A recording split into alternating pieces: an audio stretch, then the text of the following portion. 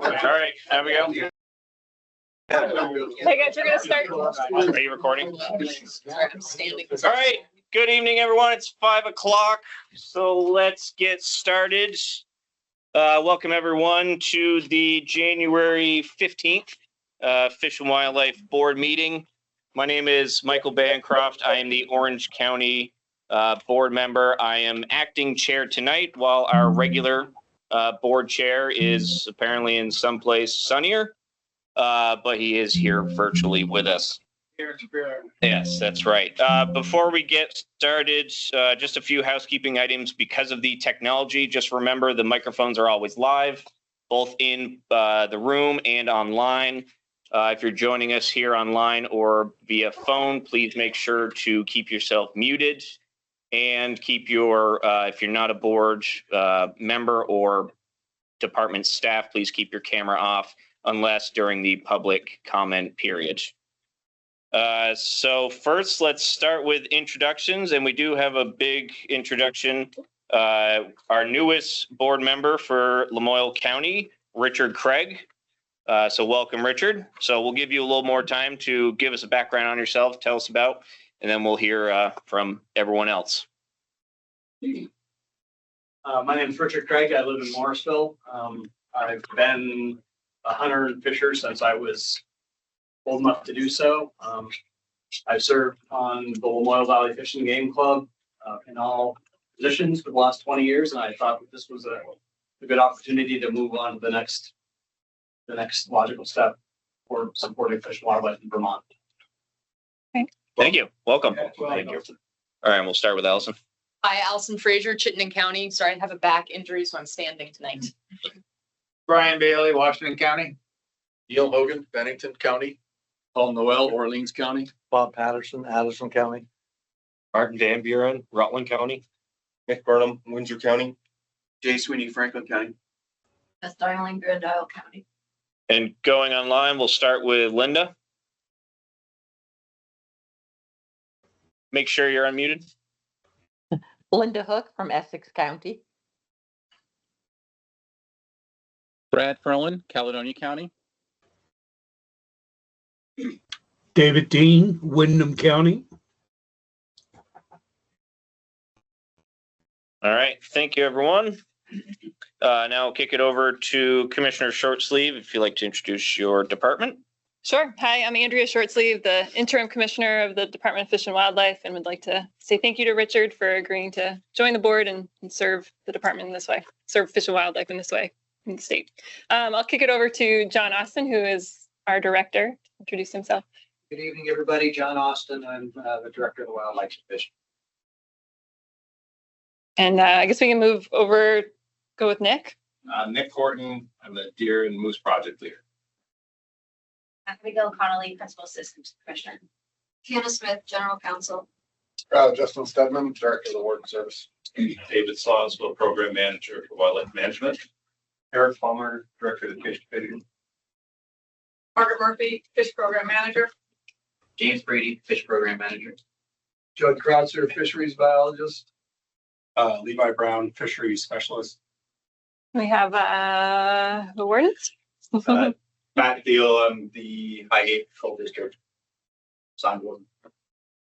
Asa Sargent, I cover northern Chittenden County and southern Grand Isle County. And then Dana Choyle, I cover southern Chittenden County, northern Addison County. And then one more in the hallway. Sean Fowler, Major for the Warden Service. And then online we have Allie. You want to introduce yourself? Hi, I'm Allie Thomas, the Director of the Outreach Division for the Fish and Wildlife Department. Thanks. Back to you. Thank you. Thank you, everyone. All right, getting into the agenda. So first item is the approval of the previous meeting minutes from the meeting, excuse me, on December 18th. Hopefully, board members, you received this by email and were able to review it. Do we have a motion to approve the minutes? I make the motion. All right. Discussion? Hearing none. All those in favor, signify by saying aye. Aye. Aye. Oppose? All right, moving along. So next up, public comment period. So we love hearing from the public, not only in person, but from the phone calls and emails we receive. But during this working board meeting, excuse me, we also implement an opportunity for the public to speak up to 2 minutes. This could be it doesn't have to be pertaining to anything on the agenda. You can offer up some compliments, some criticism, whatever you'd like to say. If you do have a question, this is not a back and forth between you and the board or the department. If you do have a question though and would like an answer, benefit of being here in person is you can catch up with us after the meeting, or if it requires a more lengthy discussion or research, we will reach out to you at a later date. So first, we're going to hear from the folks here in this room. Then we will jump online, and then lastly on the phone. Again, we have 2 minutes, so Abigail is timing you. Once your time is up, if you're still talking, I'll ask you to please wrap it up so we can hear from everyone in the room. If you'd like, if you're in this room, you can either stand where you are if you're more comfortable, or feel free to get in the front of the room so you can at least get your backside on the camera and closer to the microphones. I did not grab this speaker list, but I know we'll just go around the room just so I don't butcher anyone's name. So if you'd like to speak, please do so. When you do stand up, please say your name and town of residence. So Rod, if you'd like to start. Yeah, thank you, Mike. Rod Coronado.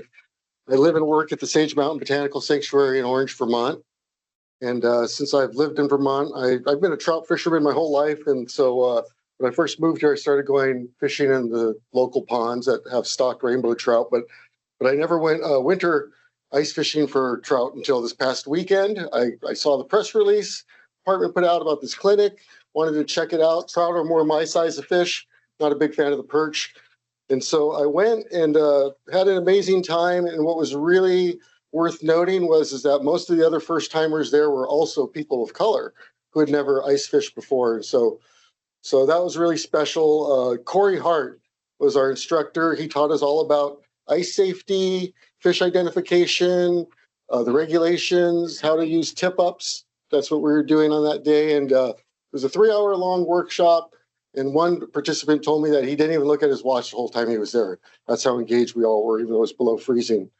So I really appreciate the department's outreach efforts, especially those that are available to marginalized communities. I like seeing Vermont BIPOC members able to connect with the land and wild places around them. I think that makes them more invested in wanting to protect this great state. That being said, I do believe that the current limit for brook trout in rivers and streams should be 5 instead of currently it's 8, or a combination of the 3 species. And I say that because that puts us more in line with the 22 other states in native brook trout range. I think only Georgia, Massachusetts, and Vermont allow 8 fish to be taken from rivers, streams, brook trout. So I think a reduction to no more than 5 of one species would be an improvement without affecting recreational angling opportunities that we all enjoy. And lastly, I want to say that recognizing that of Vermont's 15,000 culverts, only 6% are passable to brook trout, that obstacles like that and threats like that need to be overcome before we stick to have such a liberal harvest. I think we should go conservative with brook trout limit. Anyhow, that's all I wanted to say. Thank you, everybody. And if there's going to be other ice fishing clinics, I'd love to attend them. Thank you. Thank you. Going around the room. Bob, would you like to speak? Anyone else going around? All right. I want to introduce 2 minutes. myself. I'm Chris Pritchard. I'm a newly elected legislator from Pollitt, Vermont. Served 5 towns: Middletown Springs, Rupert, portion of Wells, Pollitt, and Timoth. Been a hunter safety instructor for 35 years for the state. Active in the 4-H shooting sport, UVM 4-H shooting sports program. And I sit on the environment committee. So professional claims that Fish and Wildlife. Thank you for being here. Thank you. All around room, public comment. If you'd like to speak. Yeah, I'm basically, So can you say your name and town of residence? my name's Brian Dunkling, here from Ideford, Vermont. I'm not sure, the exact thing you guys are voting on for the putting limits on bluegill, sunfish, crappies on the inland ponds and stuff like that, but I don't agree with it. They're prolific fish. They have no problem rebounding, sustaining themselves even with commercial fishing. Thank you. Paul Dunkling, Heinsberg, Vermont. I don't know how many know me, but I run Ray's Seafood in Burlington. We buy most of the commercial caught fish in the state. The idea of restricting the sale on crappies, we were just here a few years ago to fight about that, and it was stopped at that point after considerable review, and not sure why we're back here looking at that again. As far as the limits on these inland lakes on sunfish, crappies, and stuff like that, for most of these ponds, they're invasive species to them to start with. Most of these ponds that have got them used to be trout waters. Now they're infested with these fish, and not sure why we're wanting to protect fish that are invasive to these ponds. And they do rebound quickly. And I just disagree totally with it. And what I'm here for. Thank you. My name's Jordan Schroeder. I'm from Bristol, Vermont. I'm speaking to support commercial fishing, and I don't think we should put limits on panfish. Just like Paul said, they're an invasive species. Like white crappie on Lake Champlain, there's a limit of 25, and they're an invasive species. We have no evidence of fish being, sunfish being native to inland waters. There's also no evidence of them being native to Lake Champlain, but people want to put a limit on them. And, all this is about jealousy. It's about one guy catching more fish than the other. And, there being, 1 year there's fish here, but the next year there's no fish here. Oh no, we caught them all. Things change, fish change, people need to learn to change. So that's all it is. So yeah. Thank you. My name is Fred Schroeder. I live in Bristol. I'm in support of commercial fishing. And like my son said, I feel a lot of this talk is over jealousy. I'm not sure many of you were in the picture 30 years ago, but I worked as a creel clerk for the Fish and Wildlife Department 30 years ago. And I remember going to a meeting, it was a public meeting at the Franklin County Sportsman's Club it was in 1994, maybe 1995, somewhere in there. And there was a huge uproar about Canadian fishermen overfishing the perch in Lake Champlain. It was a jealousy issue. The Canadians were really good at catching fish, and they brought their fish back to Canada, and there was a lot of jealousy. And so here we go, 30 years later, we've got issues with people are really good at catching fish. And once again, we're headed down the same path of jealousy. Okay, if you can't catch fish, get better at it. All right. So also at the same time, when I was a creel clerk for Fish and Wildlife, there was a lot of talk about sting operations by the Warden Service against the Dunklings, against Norm Seafood, Rich Greeno at Stir Strike Charters. They all wanted to get him for something. Okay. There are personal feelings within the Fish and Wildlife Department against commercial fishing. I know employers right now, I could name his name, but I'm not going to, who works for the department. When I was working as a crew clerk in my early 20s, and I said I wanted to go for commercial fishing, he shamed me for it. There are personal feelings with the department against commercial fishing. It's the truth. Okay, lastly, I want to say this. We want to limit fish there that are invasive to our ponds. Right now, we want to limit the catch. Right now, we've got northern pike in Norton Pond. It used to be a great brook trout pond. But now, it's full of northern pike. And we have limits on those fish up there. Crappie get introduced to any pond. It's against the law to introduce them, but as soon as they're there, it's against the law to catch more than 25 a day. What sense does this make? And we want to put limits on fish that are invasive in these ponds. Yes. 2 minutes. Thanks for your time. Thank you. All right, you're all speak. All right, we've heard from everyone in the room, so now we'll kick it to those who are virtual first. So please raise your hand if you'd like to speak, and Abigail will be able to call on you in order of when you raised your hand.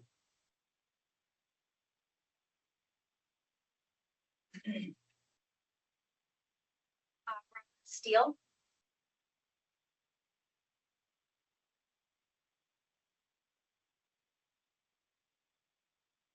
Robert, if you'd like to unmute. Okay.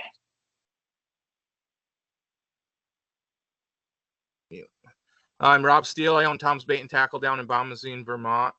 I'm against the limits on bluegills and sunfish and that. I mean, the state works very actively to increase angler participation and stuff, and I feel like this is taking away angler opportunities. There may be people that can't necessarily go out and fish, more often than they'd like to, and limiting them to 25 fish, 25 bluegills or 25 perch and 50 fish aggregate would limit the ability that they might have to keep the fish that they'd like to eat. I'm also in support of commercial fishing. I believe commercial fishing is a fraction of what it was even 5 years ago. We're not personally, through my business, we're seeing a decrease in the amount of people that are commercial fishing. So the numbers that are provided to the state are definitely down, but I don't think that's any way to judge the amount of fish that the state has. Like some of the others have said, fish tend to move around. And I believe a lot of the issue is the fish aren't in the same spots that they used to be.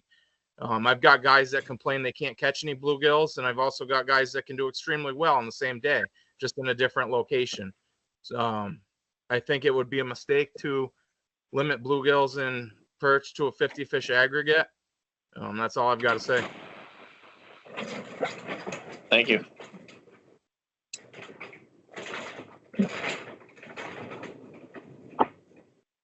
Okay. Anyone else virtual? I don't see any hands, but Bill Courier, did you want to say something? You're unmuted. Yeah, I do. Okay, you can go ahead. Okay. I believe the policy of commercial fishing is actually a good policy that the state allows the people to do. For one, it provides food and stuff for people that are not able to do it for themselves. You got different places like Ray Seafood and stuff like that you can purchase fish, people that are able to do it, but you got people that can do it. So it's providing for others. And if the state wanted to do anything with it, I think the state should take and maybe think about offering a license for people that want to commercial fish. That way they have a general idea of the people that are doing it. And for perch and bluegill limit and stuff like that, I don't really see that there should be one, because like Rob had stated, the fish are always on the move. Where you had found them last week, you might not find them this week, but they're there, just that they're always moving.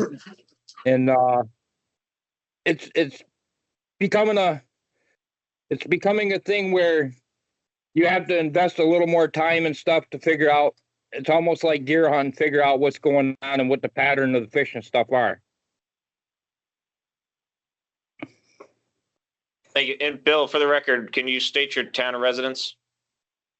I live in Whitehall, New York. Thank you. You're welcome. I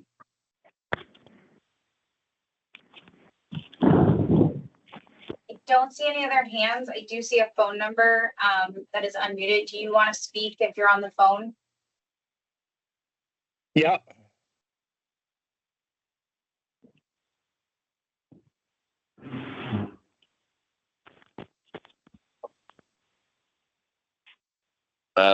Looks like Dennis Thompson. If you'd like to unmute and speak for 2 minutes, please state your name and town of residence. Sure. Dennis Thompson, Westminster.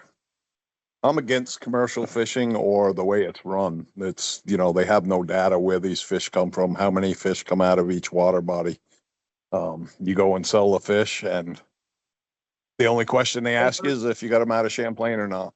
And New Hampshire saw this as a problem and they changed their handfish to have limits, which they didn't have because of Vermont and other states having a commercial fish program. And they saw that it was not good for the fisheries.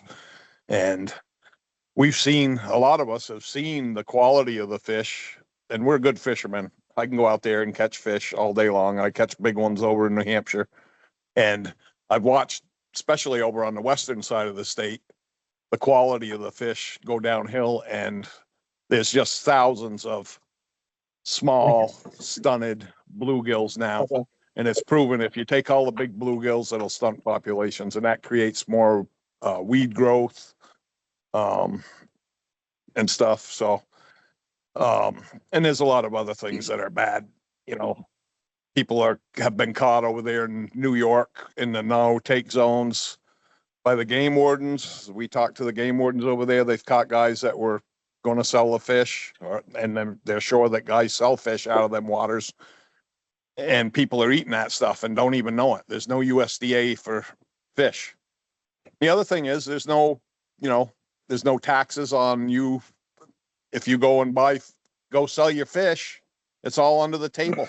It's like $400,000 a year worth of money that guys get. And I'm not saying, just not only that, it goes against the North American model of wildlife. I believe it says our wildlife and stuff isn't supposed to be for sale like that. Yes, trapping, they do it, but it's highly regulated. And the derbies and tournaments, they have more data on them fish Dennis, than they that's do 2 commercial minutes. fishing. Okay. Yep. Thank you. Well, anyway, yep. Thank you. Anyone else would like to speak? Hello, my name- Zach, go ahead. Hi there. I'm from Rutland, Vermont.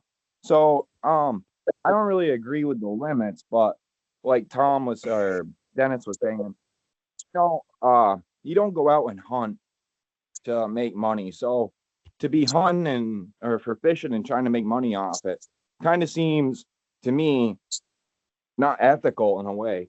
So I don't know. I just wanted to say that the fishing for money is not ethical. Thank you. And that's where I stand on it. Thanks. I don't think we got his last name. I haven't been writing down last names. And then looking to the phone, I believe someone like to speak. Hi, my name is Annette Spalding. Can you hear me? Yes. Oh, thank you. I would like to speak. I'm a scuba diver down here in Rockingham, Vermont, and I dive in the Connecticut River all the time. And it really bothers me to see some of the things I've seen. I've seen a lot of illegal activity with some of the fishing derbies, that's for sure. I find these little things underwater that are carrying bass in them tied to trees and, being hidden until the derby day, and I've reported to the police, and a couple of them have helped me get it into the shore to let these fish free. But that's another story. I am against what's happening with the commercial fishing. New Hampshire has the right idea. I believe it is illegal in New Hampshire for any commercial sales of fish, and it's not good. We don't know where the fish are coming from in Vermont. If you buy fish this way, they could be from polluted areas.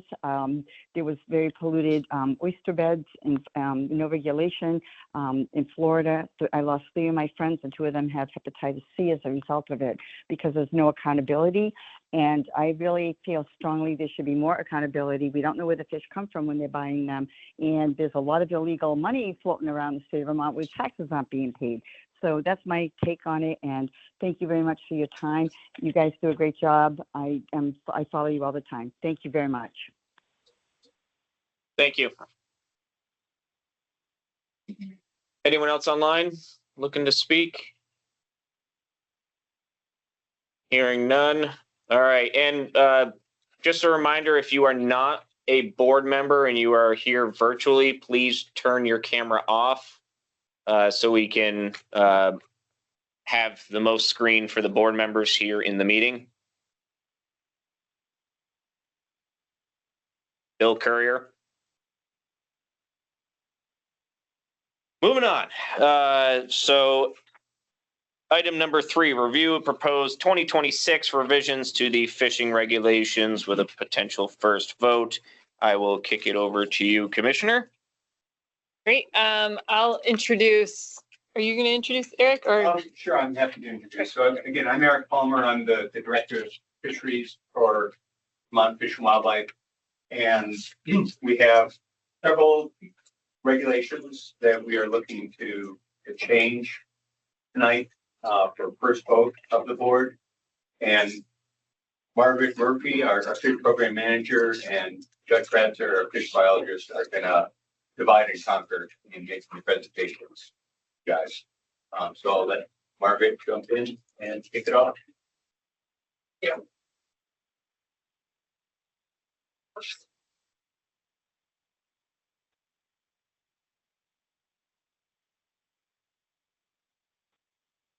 Good evening, everyone. So Eric said we're proposing several changes to our fishing regulations this round. The general fishing regs, 122, commercial fishing, 123. 124 is just like a one line item for spawning waters for Valley Brook that we're going to just do some cleanup on. And then bait fish, 141. I'm going to kick it off with bait fish. Judd's going to cover the other 3. Margaret, could you move your laptop just a little bit so you're not blocking? Oh, yeah, sorry. Great.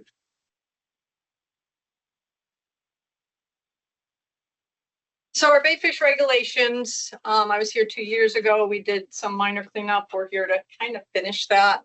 So the idea of our bait fish regulations has been to provide fishing opportunities while reducing the risk of moving invasive species or pathogens. Alewives VHS was a big concern when bait fish regulations 20 years ago were severely limited. And now we've tried to open that up a little bit, balancing that risk with the opportunity for angling.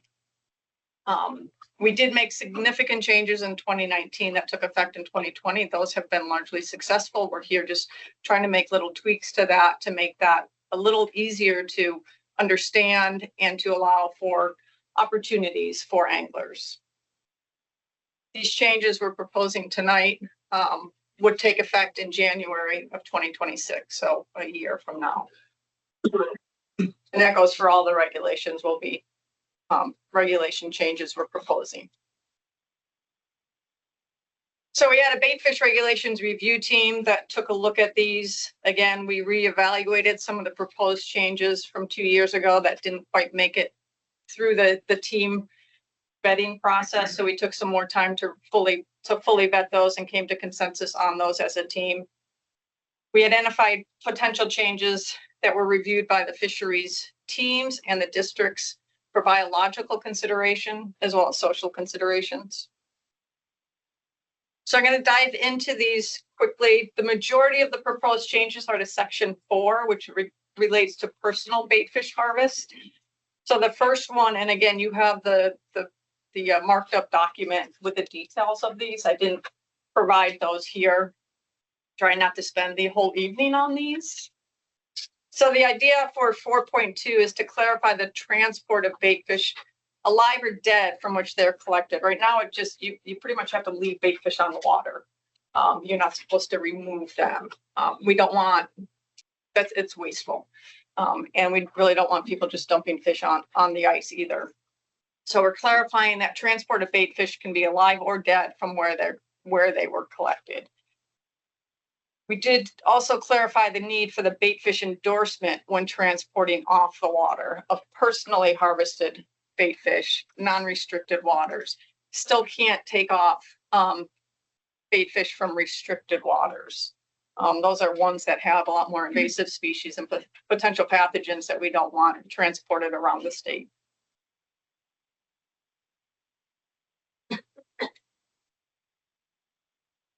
And this allows for the transport of live bait for use another day.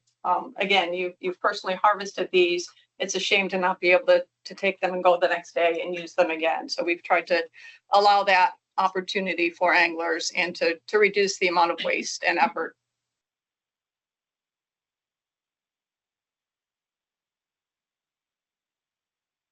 The second one is for the bait fish harvest methods. This will allow for larger minnow traps for collecting bait fish. Right now, it's just that the standard minnow trap is allowed, the 1-inch opening, 18 inches in length. We're proposing to allow for more of the crab pot style, so the 24-inch length with a 2.5-inch opening, which would allow for larger bait fish collection for those that are looking for suckers to fish for some of those larger fish, northern pike.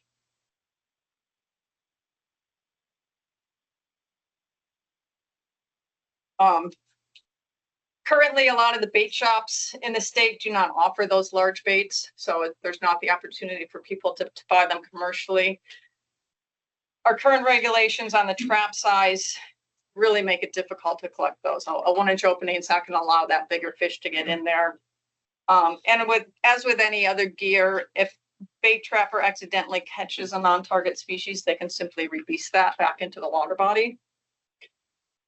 We did some research to see what other states did. It definitely varies state to state, with those ranges from 50 inches long and openings anywhere from 1 to 3.5 inches. So we feel like this is a good kind of medium ground, and those commercial the crab pots you can buy have those dimensions, so you don't have to be creative and make your own trap.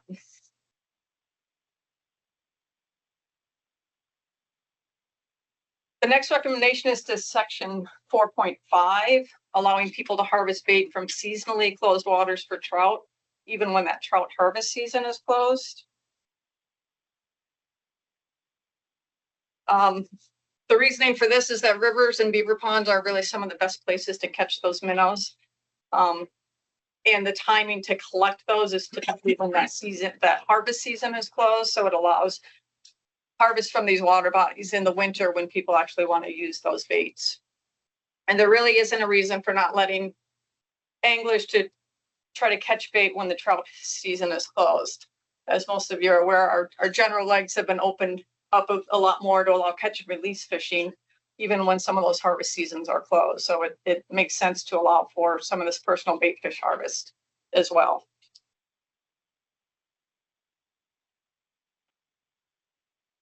Um, 4.6 kind of minor, but just trying to keep people honest. But we added a subsection that those minnow traps should be checked once per week at a minimum. We don't like to see just minnow traps iced in on some of these water bodies, just fishing openly without being checked. That can lead to some mortalities in those. So we are recommending checking them once a week, which for those avid anglers that are harvesting this isn't really a big deal. They're checking them that much anyway, if not more frequently.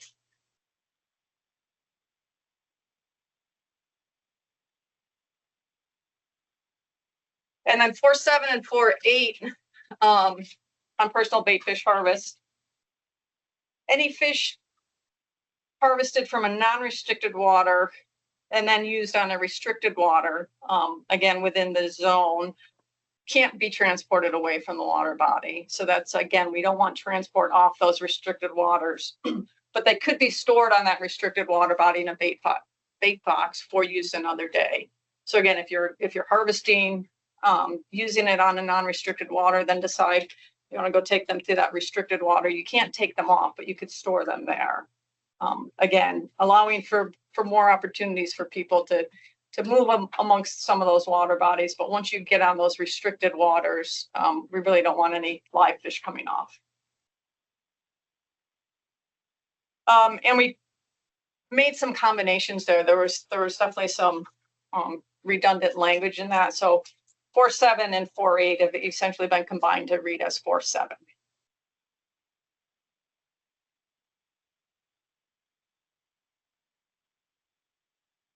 I think I covered that justification.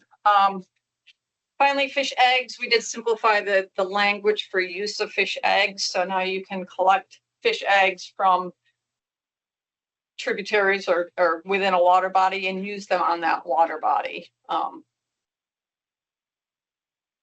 Before there was preservation methods, our fish health biologist has really looked at that in detail, and VHS spread was the major reason for the those strict regulations. Studies show that the initial VHS outbreaks indicate that VHS is not known to be transferred to eggs, so it's not that big of a concern. So again, we still don't want eggs from New York coming here to be used, but if you're out on Lake Memphremagog, Clyde River, if you want to catch ripe fish there and use those eggs within that watershed, that would then be allowed. So again, providing a bit more opportunity for the types of bait that a lot of the anglers like to use.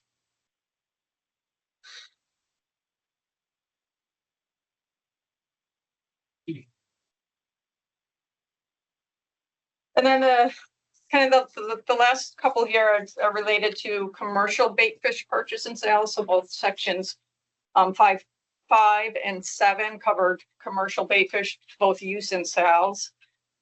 So what we want to do right now, transportation receipts are required. They're carbon copies. All the bait fish shops are required to keep that carbon copy. Can be disposed of after a year. We'd like to modify that, get rid of that carbon copy, still provide bait fish shops with a bait fish receipt book that every angler that purchases bait fish will fill out and have to carry. Bait fish shops will no longer have to keep a carbon copy. The reasons for that are for help with our law enforcement. If there's some bad apples out there trying to extend something or cheat a bit, they're able to trace with that carbon copy. Thankfully, that doesn't happen a lot. And the cost of those booklets to create them carbon copy has gone up significantly. So it's becoming a bit more financially not as sound, given the amount that they're actually being used. Signature won't be critical. It will get a date, and there'll still be zones or restricted water body type receipts. So you still have to carry it, but we've taken away that carbon copy. The receipt still does provide law enforcement a chance for education and outreach if somebody doesn't have that or has lost it. It allows to say, we still want to make sure we know where your bait's coming from when you've commercially bought it. And we want to make sure that we still keep those zones. We have the east zone and west zone that we still want to make sure fish aren't transported across those zones.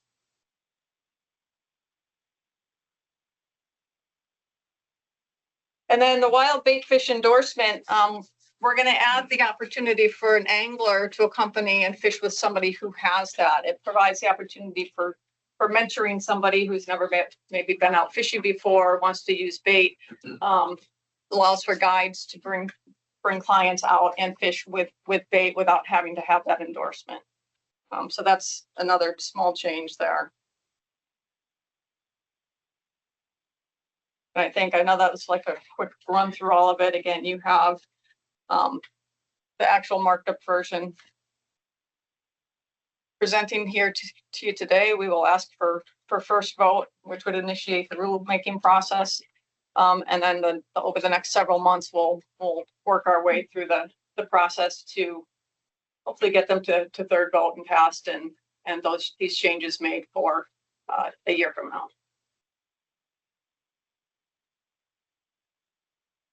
I know that's probably really quick, but we could pause it and could take any questions on bait fish. So the bait fish zones, there are two? There's two, east and west. They're just east of the Greens and west of the Greens. Essentially, yeah, Route 100, essentially. Okay. And then why are some waters restricted for bait fish? Or for using bait? Well, I know why. Why are they restricted? They're restricted, a lot of it because of non-native species and potential for pathogens. So Lake Champlain, Lake Bomazine, Lake St. Catherine. Trying to think, what else am I missing? They're waters that already have a large number of exotic species in them, which say that they're high risk. They're high risk for somebody collecting bait to potentially inadvertently move one of those exotic species. And they also indicate that they're at highest risk for getting a disease into them, like Lake Champlain. It's connected to the Hudson, it's connected to the St. Lawrence, it's got 50 invasive species. That's a high risk water body. So you can still use bait fish on there. We just don't want you taking bait fish away from Lake Champlain and using them on other waters because of that higher potential for transporting either an invasive species or a pet. And there's a list of what those restricted waters are. There's like 7 of them, but we might, if something new shows up, the department can adjust that list of restricted waters without going to Google.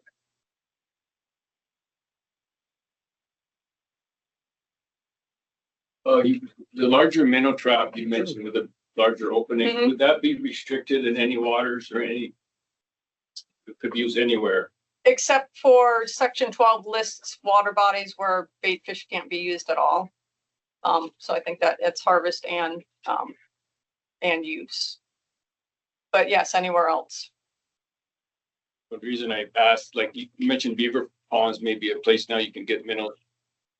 That larger trap might be able to, but brook trout probably could get in that more easily, right?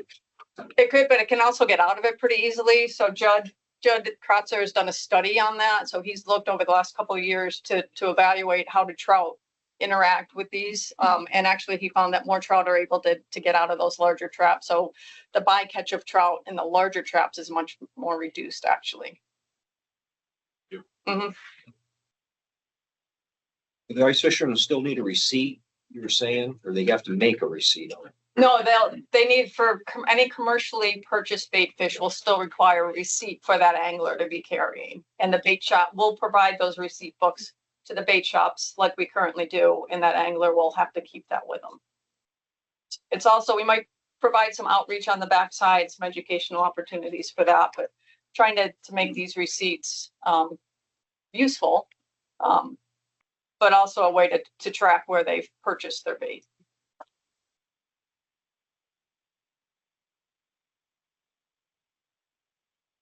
Any other questions for Margaret? And so just a clarification, tonight you're looking for a vote from the board on all 4 sections at once. Correct. Yeah. One bundle. Okay. Yeah. And we can decide after you've heard them all, if you want to do them one at a time or lump them. Sure. So I'm going to turn it over to Judd.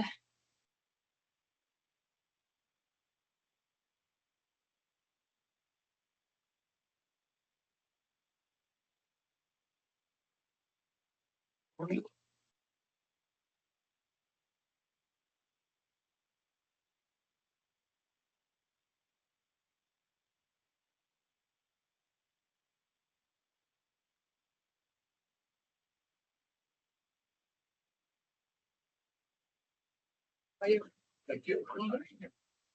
All right, good evening. All right, yeah, so with this one, we'll go through 122, 123, and 124. This is just an overview. I'm not going to go through them in this order. This just kind of shows where the different pieces of this fall. So 123 is commercial angling. 124 is this weird little one. It's just Valley Brook, but most of it's going to be in 122.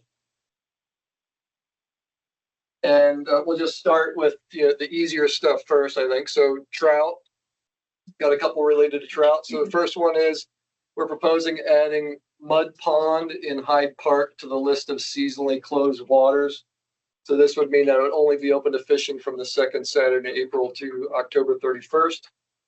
That's because a few years ago we found that this pond supports a pretty good population of wild brook trout.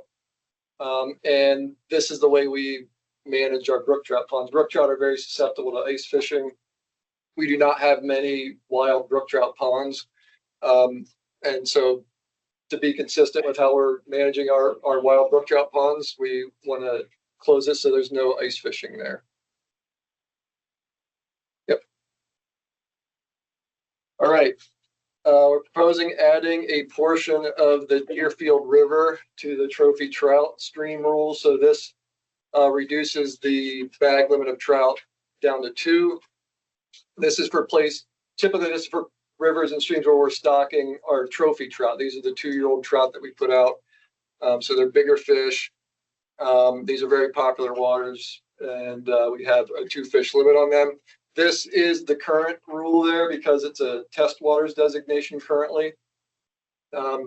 Because we wanted to test it, we weren't sure. So we were stocking these 2-year-old fish, wanted to see if it would develop into a popular fishery. It has. And so now we're bringing this to the board for board vote for this to become a permanent rule. All right, Lake Memphremagog lake trout. We're proposing increasing the minimum length from 18 to 24 inches and decreasing the bag limit from 2 to 1. The main reason for this is to match Quebec's regulation. So most of Lake Memphremagog is in Quebec, including pretty much all the trout habitat most of the year. Our anglers do have access to lake trout and some of the cold water fish in the winter because they come down onto our side. Quebec is stocking the lake trout. We don't stock lake trout. Quebec is trying to restore natural reproduction there. So we want to work with them in this also because they're working with us. A few years ago, they really made some major changes to their rules to come in line with us on salmon and other trout species, where their rules were very liberal. They've made them a lot more conservative, actually matched ours pretty closely. So we want to work with them and have our rules match. I think this will actually be pretty popular with our anglers. Most of the lake trout that our anglers are catching are over 24 inches. It's actually pretty rare to catch an 18-inch lake trout. In Memphremagog, they grow fast and they're big. And most people are only catching 0 to 2 a day anyway, so it's not going to affect harvest a whole lot. All right, closed seasons. In 7.7 of 122, there's kind of this menu of season closures. 2 of them were pretty similar. There's the one that was second Saturday in April through May 31st. These were typically, well, I think they were all for protecting spawning rainbow trout in the spring. That started second Saturday in April because that's when the trout season opens. And in the past, you couldn't even fish in those places in the winter at all. But now, since 2022, anglers can fish with artificial lures and flies and practice catch and release.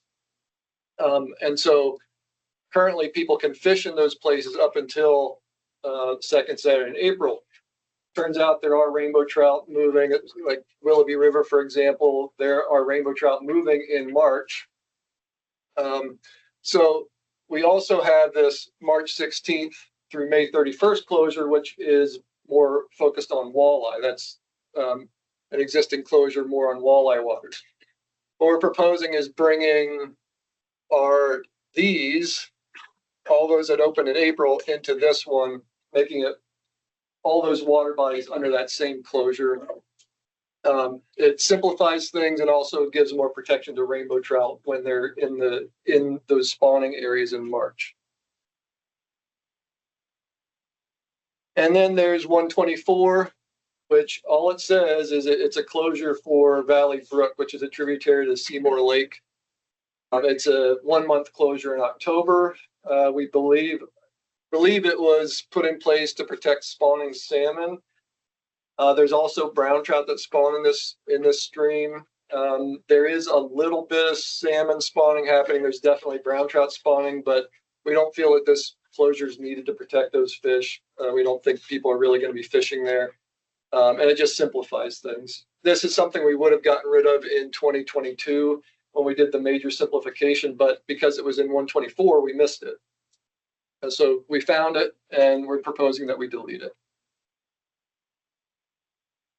All right, now moving into the panfish and commercial fishing rules. This is largely a response to a petition that the board received last February. And there were 3 main requests in the petition. One was to end commercial fishing. Another was to put limits on panfish. And then a third one was to take crappie off of the panfish list and put them on the game fish list, which we interpreted as another way of saying no commercial sale of crap. All right, and so I just want to make it clear up front, we have very little biological data on our panfish. What we're proposing really is not based on biology. It's really about angler preferences. How do anglers want to play the game? And so I'll talk about three different groups. We've got our anglers that are opposed to commercial fishing. We've got our commercial anglers, and we've got everybody else that isn't really engaged in the issue. All right, so the first group, anglers opposed to commercial fishing. The bullet points here are things that were mentioned in the petition as reasons in support of their petition, of their recommendations. And if there's a checkbox there, it means that we at the department can verify that this is an issue. So lowers quantity of fish. I didn't put a check mark there because we don't have the biological data to say one way or the other on that. But decrease enjoyment of fishing. This is something we've been having complaints, especially last year. We got more complaints than normal of anglers that don't like commercial fishing. They don't like fishing around commercial anglers. So it decreases their enjoyment. Inadequate data collection. As I said, we don't really have biological data, and we do get some data from the commercial fish buyers, but we have some doubts about how useful that is. Taking fish over the limit. This is something that our wardens can verify is happening at times. And then fish harvested in New Hampshire and New York and sold in Vermont, which is illegal. Also, our wardens can verify that is occurring at some times. And these were things that the panfish team within the department thought of that weren't in the petition, but that we thought of as well. So as technology is advancing, things like live scope, which make it easier to target panfish and other species.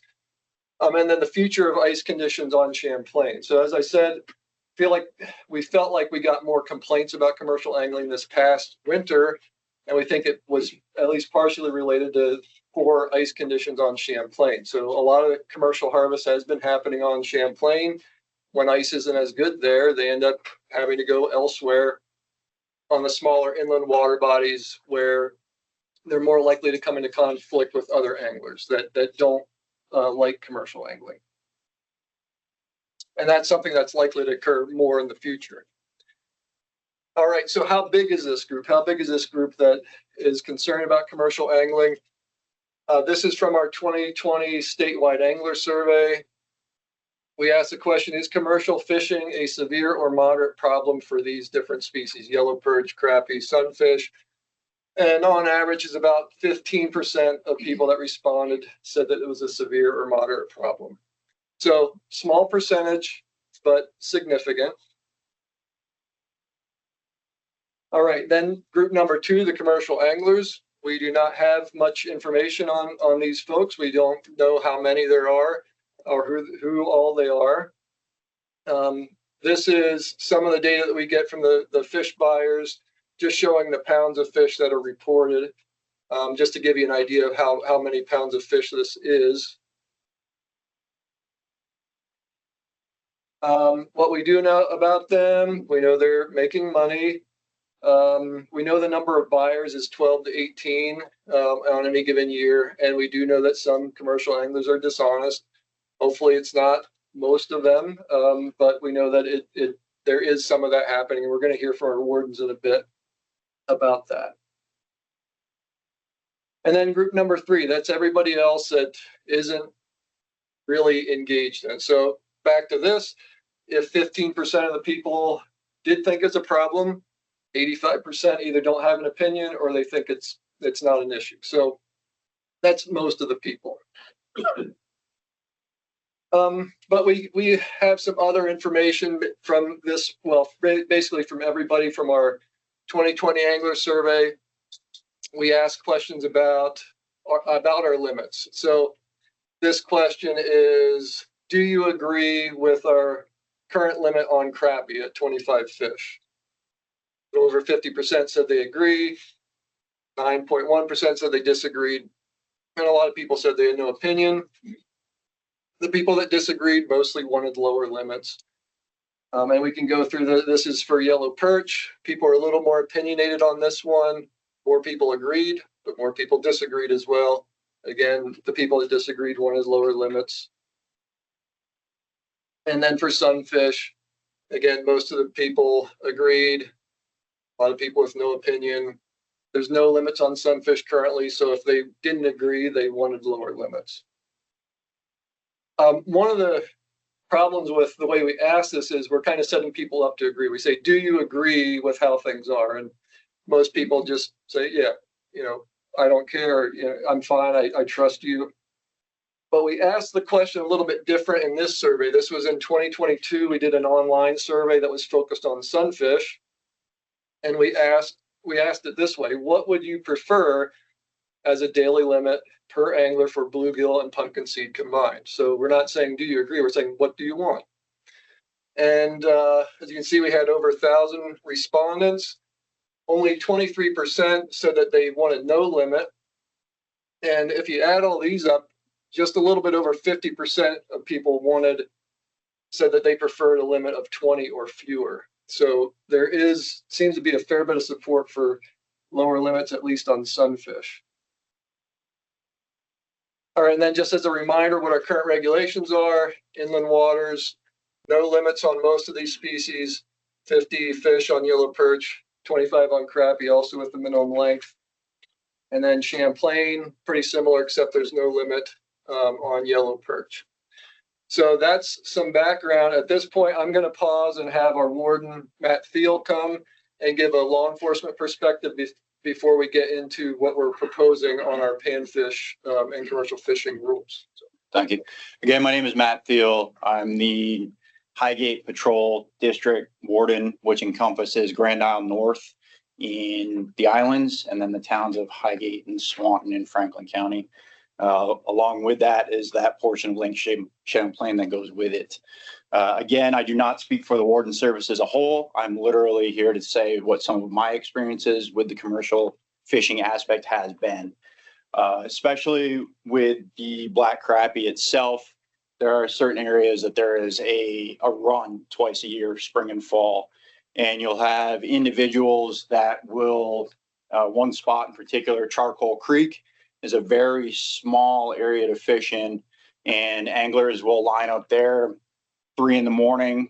till midnight. And you'll also often have individuals, I'd say 100-foot stretch of shoreline. It's not uncommon to have 20 to 50 individuals try to fish that one spot. You'll have individuals, it has happened where there have been assaults, physical assaults with rocks, people trying to fight others off because they got there in somebody's very specific spot at the tube. We've had I'd say every year, we have numerous accounts of individuals calling and complaining that they know that somebody just caught their limit, has gone and sold that limit at a certain buyer, has left and fished another area where there's currently a run. One of those spots, again, is the Route 2 bridge between North Hero and Alburg, and that they'll catch a limit there and go to another buyer and sell their limit there. Currently, with the way that the limits are tracked and bought and sold, we don't know who's selling fish. It's at the end of the year, it is a total tally of pounds and sometimes number of fish sold. We don't know who sold them to whom, when, or where. We'll have multiple issues of that bridge again between Alburg and North Hero, where boating traffic blocks off those areas. You'll have fights with individuals from the boats because of that high value fish. And again, it all comes back to their using a resource to their benefit when we really can't track what's happening with those fish being sold at this point. Do you think the having the limits is going to change that? I'm sorry, my hearing's not great. Will the limits change that attitude that you're responding to maybe now? It'd probably be better if I continue, because I think it might answer your questions. And then if not, you feel free to. So again, my speaking was just on some of the instances that I've come into contact with. It's not on the biology. It's not on the data representation. It's just the law enforcement aspect with those. It's very time consuming for us. We've had individuals that we've been on our radar for years as catching a limit and going and selling it someplace else. And it'll take, an entire shift, 4 or 5 wardens trying to watch one individual. It's very time consuming when we know what's happening and trying to track that one down. It takes a vast number of resources from a limited warden service in the field at that point in time, trying to negate some of those issues. And one of those things is the high value price of some of these fish being bought and sold. All right. Yep. Thank you, Matt. All right. So now getting into what we're proposing. So first proposal is to prohibit the sale of crappie. This would be statewide. This would be in 123. And I've got our reasons there. This was specifically requested in the petition. And as we heard from our warden, that we believe the high value of this fish in particular incentivizes bad behavior. Crappies are also probably the #1 species that we see showing up in other waters in the state. And we can't prove it, of course, but it seems quite possible that the high value of this fish encourages them to be moved around so that people have a place to fish for them and then to be able to sell them. Just to show you, the pie chart there shows that crappies is yellow there. It's a small proportion by poundage of the total sale, but this is the dollar value. And I don't know that this is exact or what it's actually going for now, but crappies are quite a bit more valuable as far as price per pound than the other species. So that's why we're singling this out. No questions.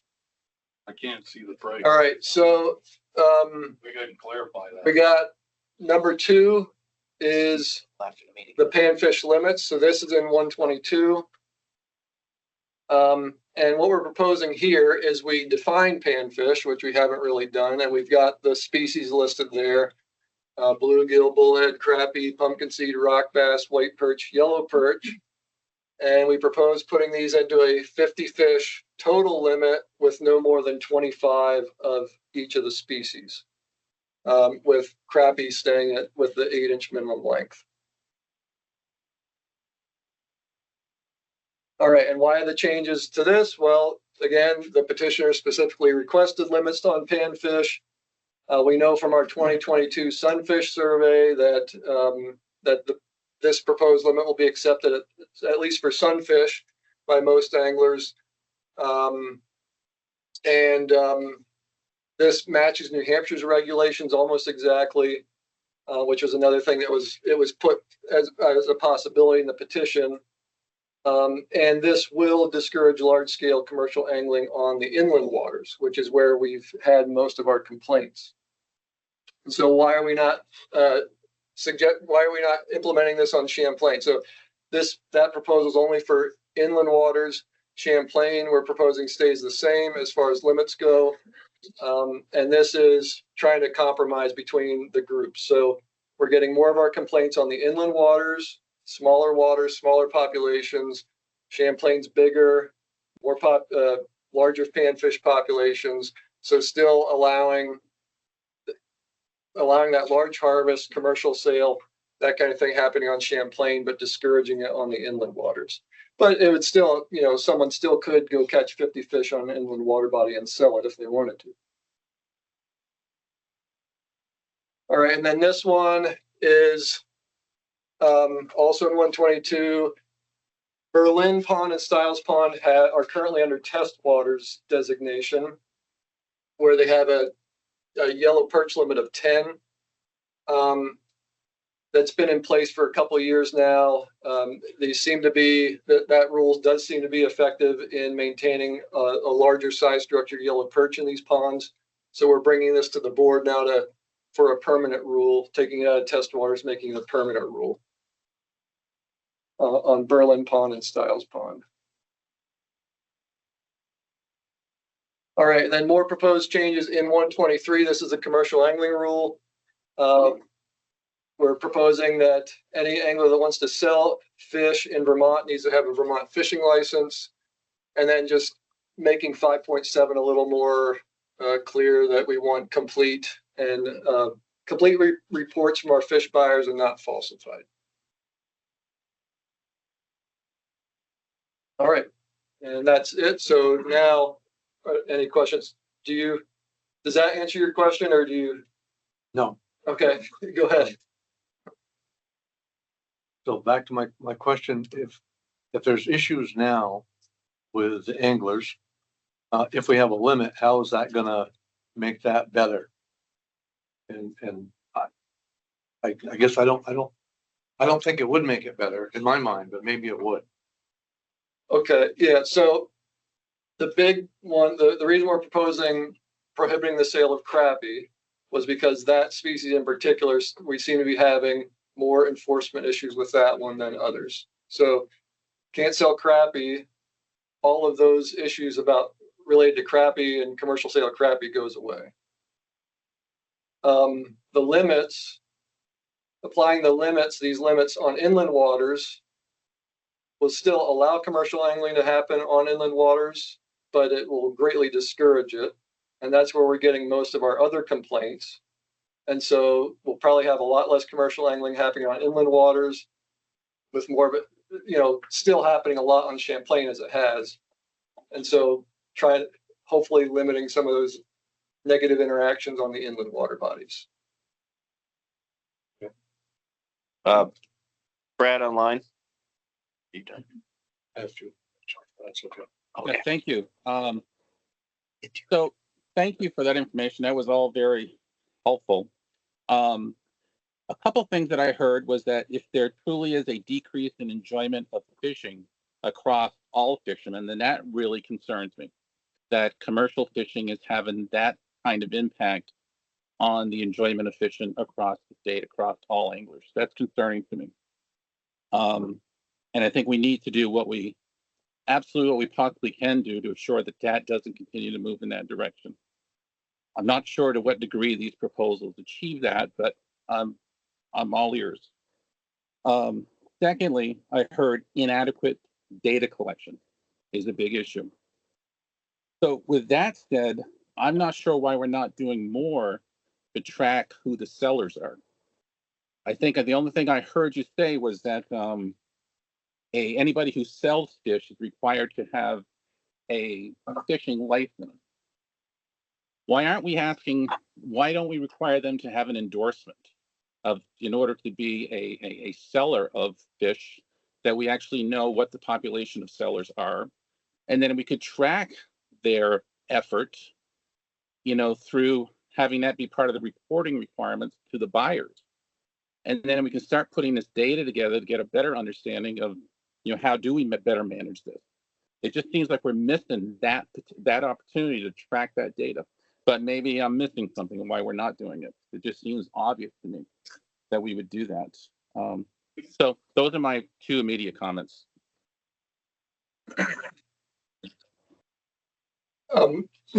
So it's been a while since I've been to a board meeting, so I know that you're commenting. Do you want me to?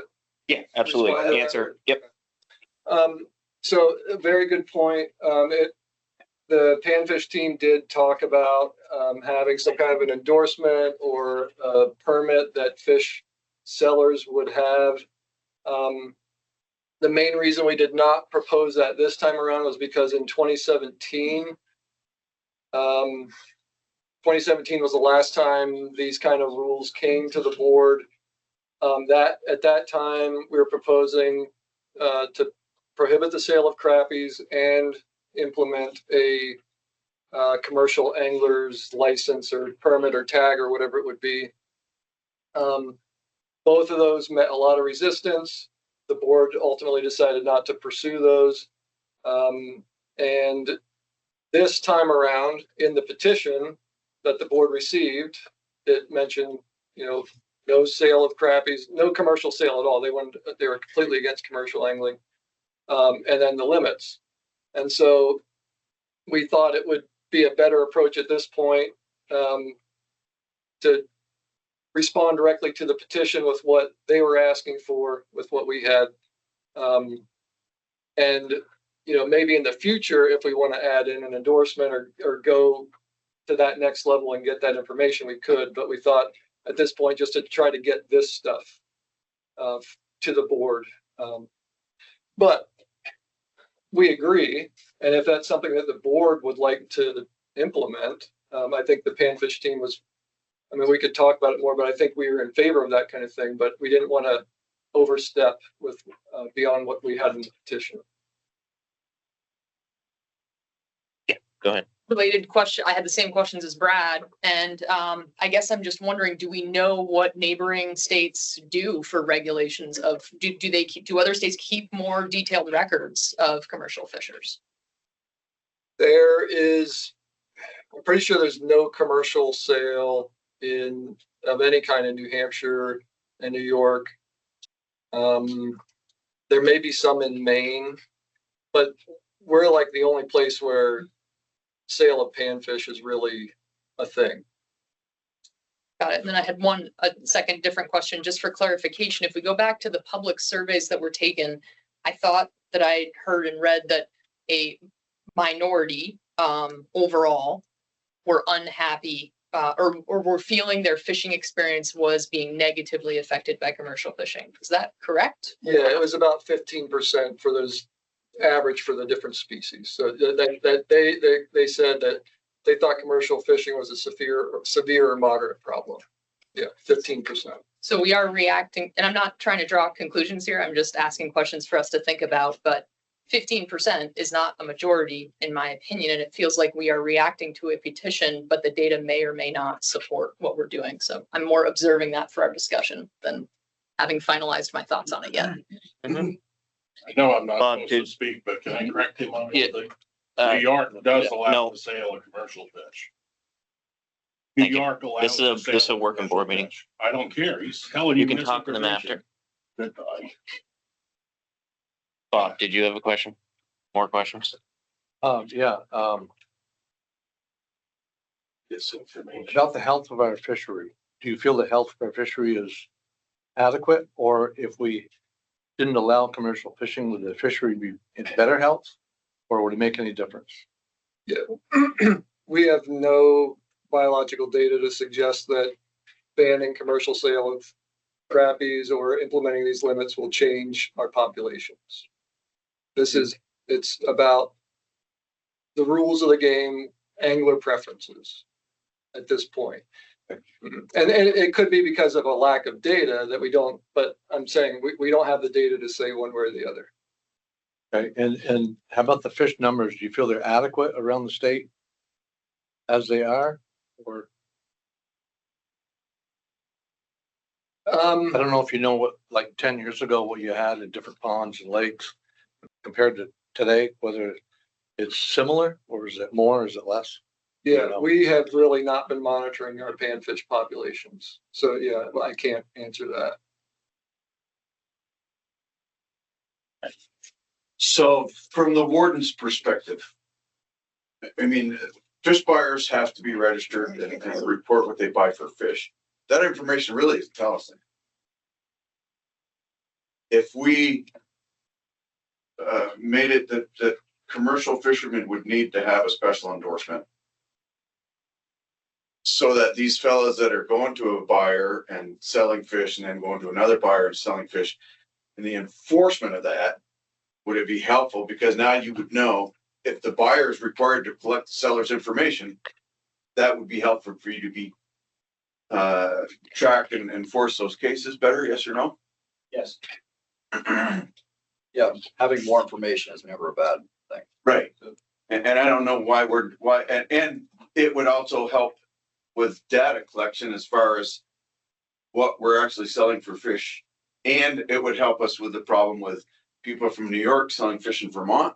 If they don't have a Vermont endorsement to sell fish, then the buyer can't buy their fish. You know, that having been in law enforcement for 35 years, criminals are going to find a way around anything. They're going to break the law whether they don't care. But from an enforcement perspective, to help us with some of these problems we're seeing, you know, I'm just throwing out to see if this sticks. Would this be helpful?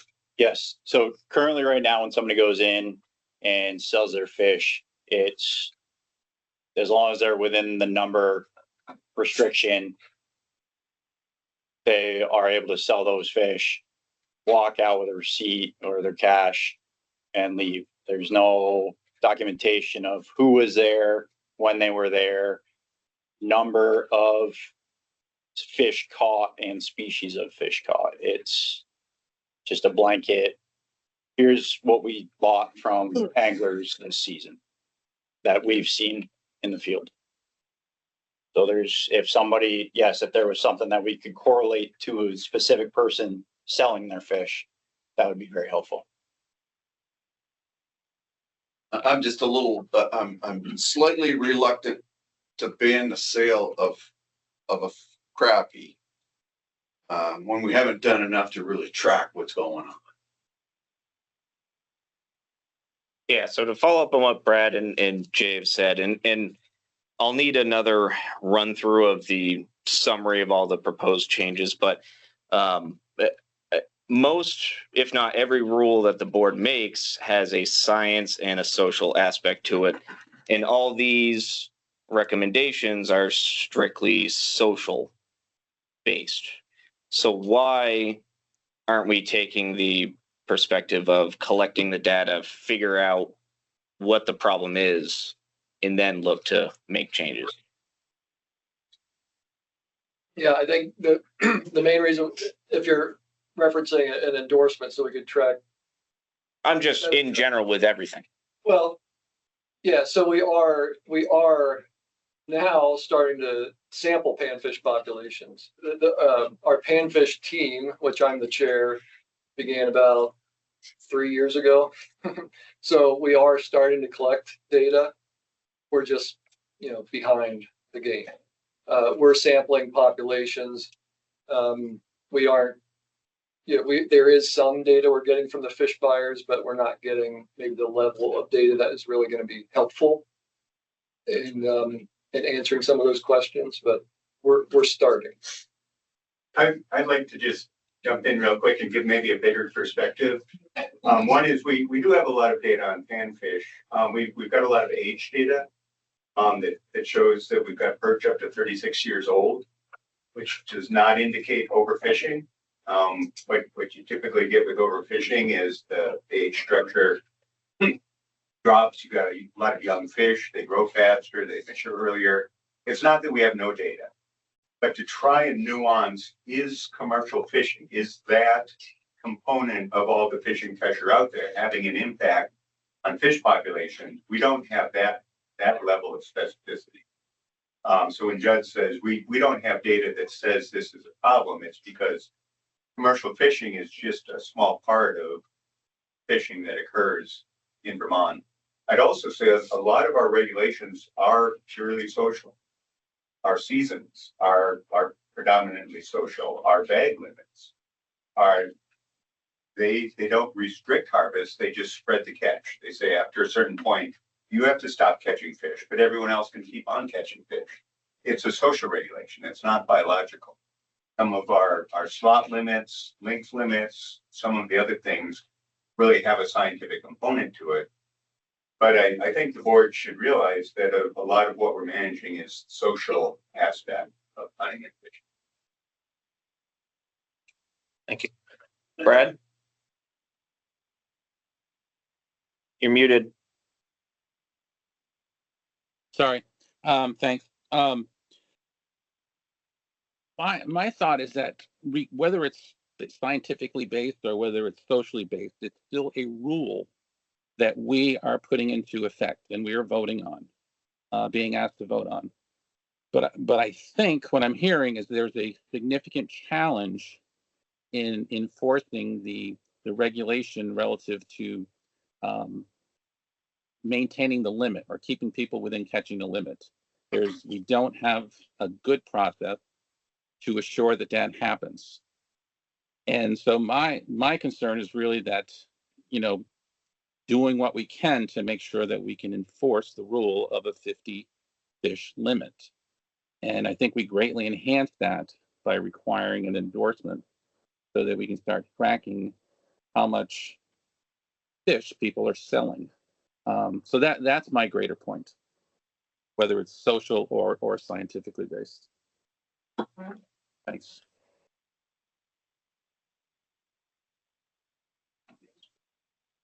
Okay, you can catch up with them after the meeting. This is just a working board meeting. Public comment was for the public to speak. But You just when you get into respect everyone else's, like this, just respect the process. You'll be able to talk with them after. Okay, talk to who? anyone. Thank you. 5 minute thing I could say. Question for Warden Service. So a charter captain that wants to take people out for hire, is he required to have a commercial, is there a special license for that? Can anybody buy a boat and take people out for hire? Under state law, yes, there's federal requirements. Okay. Captain. Right, licensing. Yeah, captain's license. Captain's license, correct. Strictly on Champlain, not inland waters. I know I'm not allowed to talk. And there is no licensing of guides in Vermont, whether they're Champlain or inland.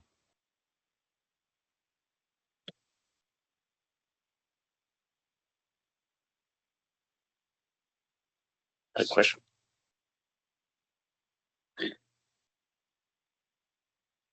Can I just make a comment / suggestion on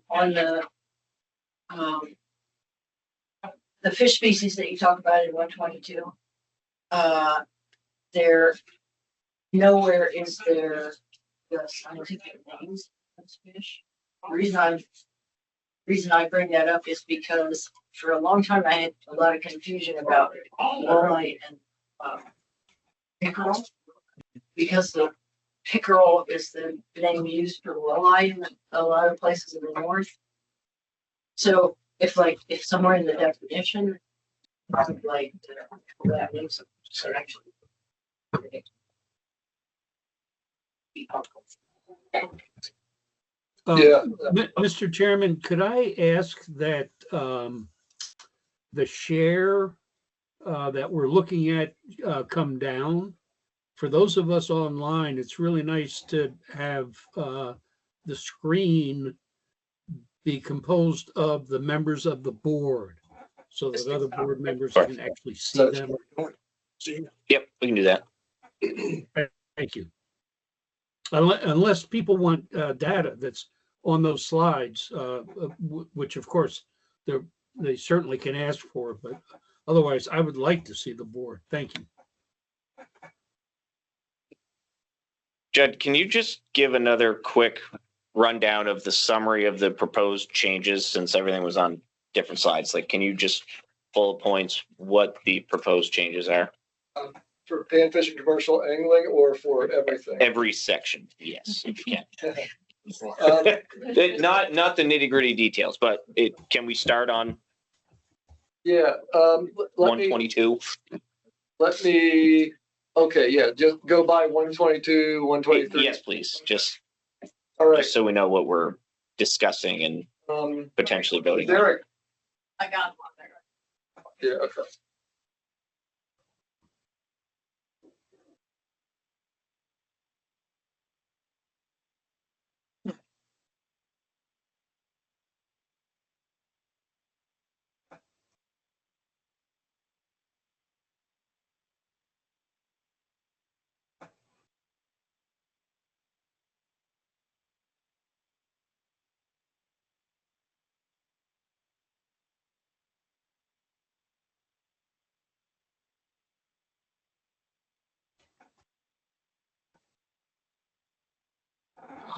Have I lost sound or is there? Now we're just quiet, David. Okay. 122. All right, thank you. It's an unusual state for this board to be quiet. Okay, so running through 122, we've got, well, there was the point about defining the fish species, which we haven't put in here, but I guess that's something that could be added in potentially if the board would like to do that. We've got adding Mud Pond and Hyde Park to the list of seasonally closed waters. On page 4. If what Yep, we're trying to page track is 4. or paper copy. Page 6 is this statewide aggregate daily bag limits where now we're bringing in the panfish. If I can add in, so if you look at page 6, the strikeout of black and white crappie, yellow perch exception is because those are being moved down into that bottom box and being all combined under this new category that's called panfish. So those species aren't being eliminated from the table, they're just being moved down to that new panfish category. And then Lake Champlain is listed as an exception to those daily limits. For everything except crappie. So if you look at that list of species, for Champlain, the exception, crappie is not on that list. Crappie would continue to have a 25 fish bag limit on Champlain as it currently does.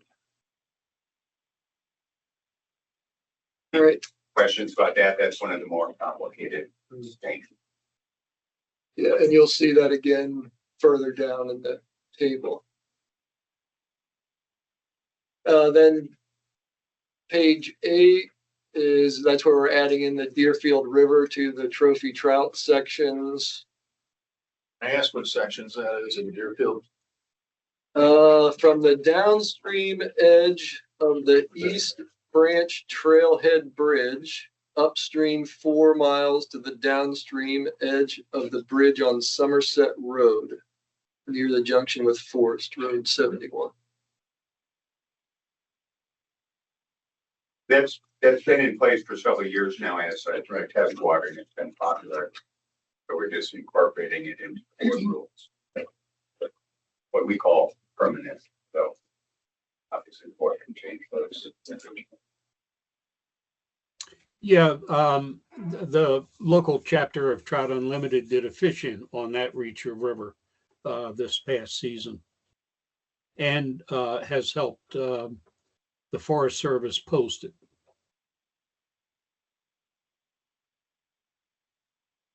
Right. And so I'm just backing up that, in fact, it has been in place, and it's becoming a known destination fishery.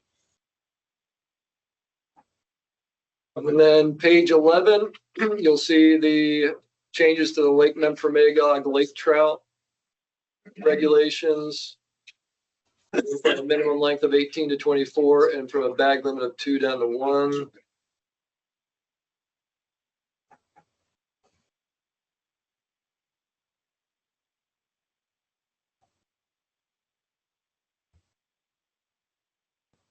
And you had said earlier, Eric, that this is matching up with Canada's. Yeah, correct. That matches Quebec's regulations on lake trout. Oh, sorry. Thank you, Judd. Yep. All right, then if you go down to 16, this is where we have a new table for panfish. That brings all of the panfish limits in. You've got the general waters. You've got Lake Champlain, which stays the same as it currently is. And then there's the special rules for Berlin Pond and Stiles Pond. So I'll pause at that one, I guess, for people to digest that a bit. So anytime there's a bag limit, it's more social regulation than just.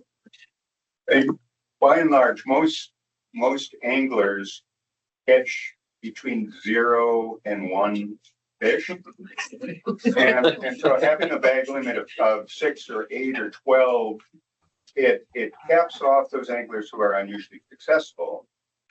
It's social in that it spreads the harvest. It avoids some of those social aspects of the person next to you catching 10 times as many fish as you, and people saying, well, that's unfair, that's unethical. When we do get down to a one fish bag limit, that may start to have a biological effect. But most of our bag limits are social. And the other thing to think about is we're not limiting the number of people who can fish in any water body. So regardless of what the bag limit is, if you have twice as many people, they could catch twice as many fish. So it's not really restricting harvest. It's more restricting an individual's ability to catch a lot of fish.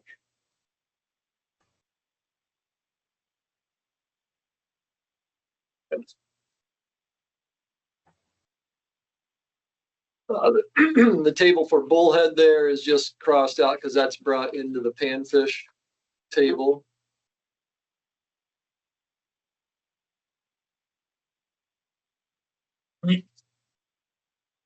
Same thing with on page 19, the crappie and yellow perch tables are crossed out because they're brought into the panfish table.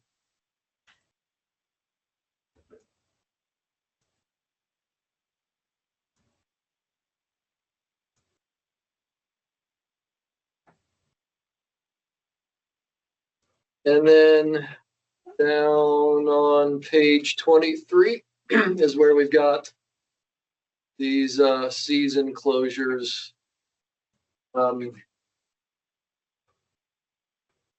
Which are, yeah, a lot of them, there's a lot there that used to be second Saturday in April to May 31st, and we're proposing we start them March 16th. And I forgot to mention earlier that we're proposing adding in Blodgett, also known as Tarbox Brook, which is a tributary to the Willoughby River. This one has been under spawning water closure for, I don't know, 15 years probably, but it's been a commissioner's rule. The commissioner has authority to implement spawning waters closures without the board. So we were just proposing bringing this into 122, so all of our closures are in the same place, so that if we ever want to change things, we know where to look for them.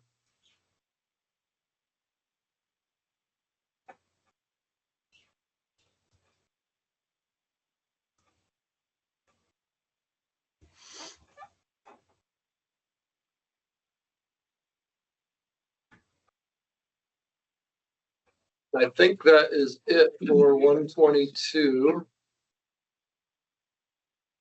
But can you, sorry, can you tell me what it means? So a lot of these methods of fishing say shooting and handheld spearing. So what is shooting? Maybe I'll let a warden answer that one, because I think it's an interesting interpretation. So go ahead. It's quite literally harvesting fish with a rifle. Really? Or both.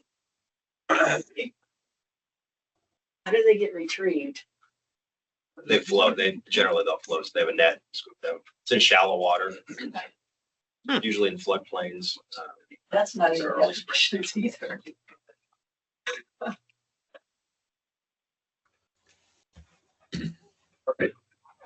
Okay, so shall I move on to 123? All right. 123 is much shorter. This is where we're proposing adding in 4.3 that an angler must have a Vermont fishing license to sell fish in Vermont. And then under section 6, which has always been there, list of species prohibited for sale and purchase. That's been blank in the past. We haven't had species there. We're proposing adding in our 2 crappie species, black and white crappie. And that was everything inland and Champlain? Statewide. State.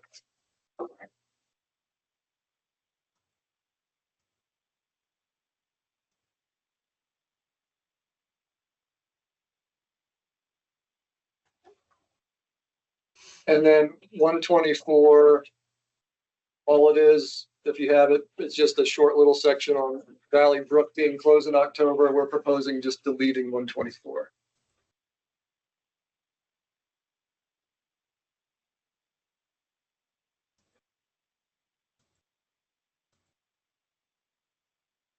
Thank you for that.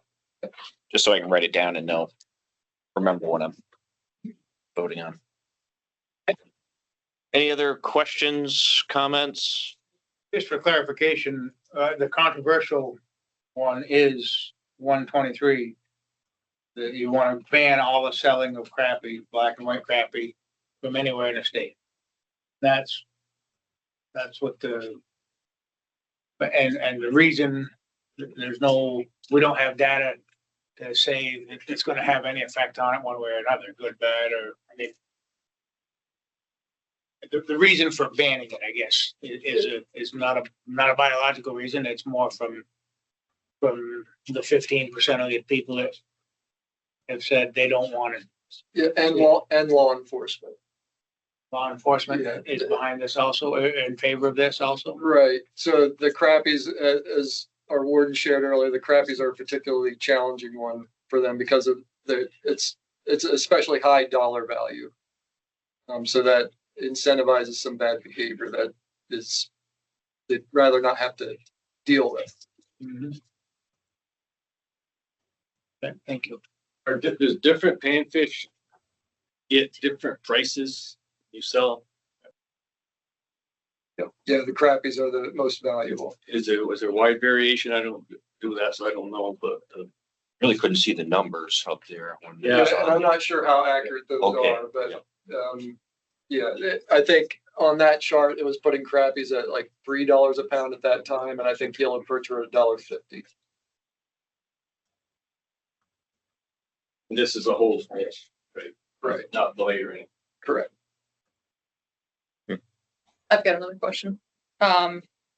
On a different section, but we heard a lot tonight about some of these species of fish being invasive. Can someone from the department comment on whether that is having an effect, yay or nay? We've got lots of non-native species throughout the state. So for example, largemouth and smallmouth bass are native to the Champlain Valley, but they're all throughout the state, and we manage them with 5 fish limit. We've got rainbow trout and brown trout, which are not native, that are all over the state, and we manage them just like we do brook trout. So same thing with the panfish species. They're all but white perch are at least native to the state. And yes, they've been moved into some waters that they weren't in originally, but we really don't. A lot of that movement happened before we had any records of what was there originally. So there's some cases where we know that we had a brook trout pond where now there's bass, or trying to think of somewhere we might have panfish. It's more bass where I see showing up in our brook trout ponds. But angler harvest it's not gonna wipe them out. They're still gonna be there. We're not gonna eliminate those fish through harvest by anglers. Ted, could you just clarify maybe the difference between non-native and invasive, and if you treat them separately? Right. So invasive, we would think of as they're non-native and causing a problem of some kind. Non-native would be they're not native, but they're kind of filling a niche. We don't recognize them as being detrimental. And there's, again, the example I could think of would be where we had a brook trout pond where now we've got species where I guess I would consider them invasive, but those would be bass. I've got a pond where we have smallmouth bass that used to be a brook trout pond. Smallmouth bass are native to the state. They're all over the place, but they just so happen to have been introduced into this pond within my lifetime, so I've seen it. But a lot of this has happened so long ago that we really don't know what was there originally. Thanks. Brad, did you have another question? I don't know. No, I don't think so. I think it's unfortunate that we have to ban the sale of crappie statewide for the bad behavior of a few, and that there isn't a way that we can manage the few who have bad behavior. And for me, that's an endorsement on your fish license so that you can start addressing that kind of issue without impacting everybody. So that's what I'm struggling with, that we're not thinking more of that. You stand by it. Thank you. Where's the definition of commercial fishing?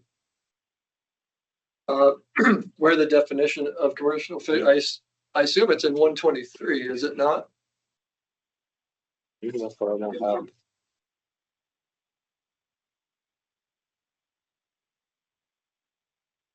Well, Maybe that term defines isn't buyer, defined. defines sellers.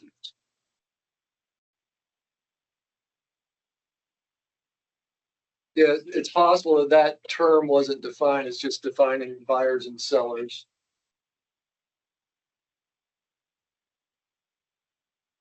Are Needs to be, Needs to be defined. are all of these all these recommendations needed to all work together, or if for sale the ban on the sale of crappie is removed throughout this months long process, will this still be effective changes to the fish rules? Yeah, so what we're proposing, was really,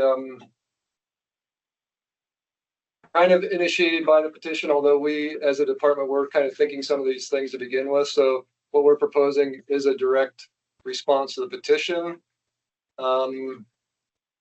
If one of the components is removed, it would still be a partial response to the petition. I don't think it'd be a complete collapse or anything like that if a piece was missing. Okay. One other thing, I think most of the board members know that, but just for context, there is a statute that relates to commercial sale of fish, lists the species that cannot be commercially sold, which are mostly, trout, salmon, bass, walleye. And that was amended back in 2016 to clearly give the board authority to regulate commercial fishing, including species. So some of what we describe as commercial fishing refers back to the statute that has been around longer than the board that regulate this. Awesome. Yeah, I guess I just wanted to try and summarize a lot of great discussion. And Brad, I'm struggling with the same thing that you stated, which is the section of the proposed changes here that relates to banning the sale of crappies. Do I have the wording right there? Yeah. So I guess I'm asking a process question. I don't know. First, I feel like does a majority of the board share that sentiment? And if so, is there a way that we could separate that part of the proposed rule changes from the rest of it? And how does I guess I need a reminder on how the rest of the process works. If we do that, how would that be handled? Can I make a recommendation? I think we handle these separately. That we have motion on 122. That we have a separate motion on 123 and a separate motion on 124. I think that will eliminate 122 and 124 immediately, and 123 will probably be, as Mr. Dean would say, a robust discussion. Hannah, can you speak on this? Yeah. Yes. So procedurally, you would have to vote on each rule separately regardless. Okay. So if the board's not ready to have a first vote on 123, then you can vote on the others to move them forward, continue to discuss the language in the commercial sale rule. But you will need to vote on them all separately regardless.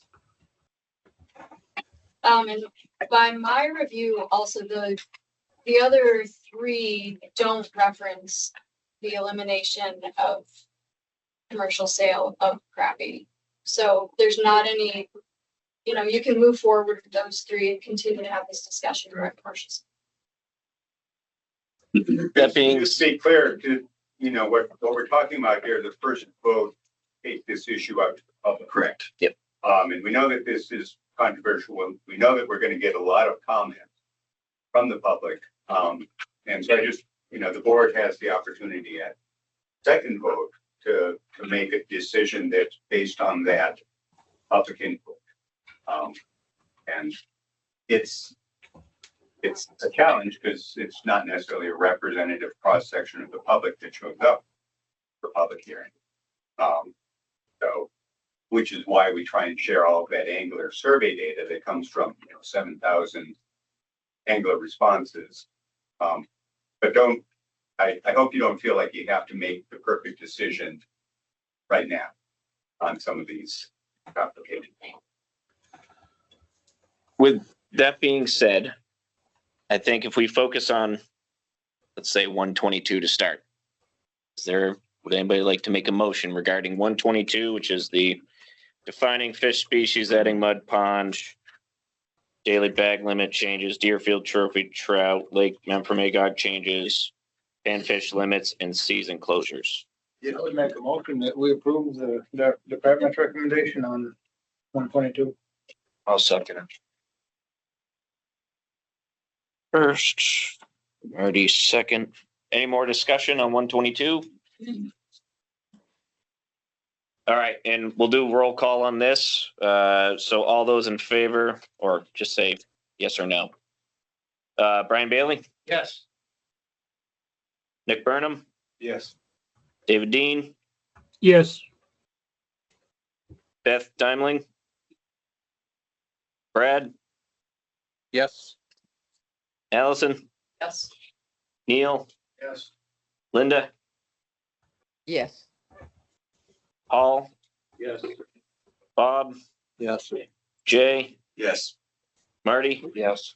Richard, Yes. and I'm a yes. All right, so this is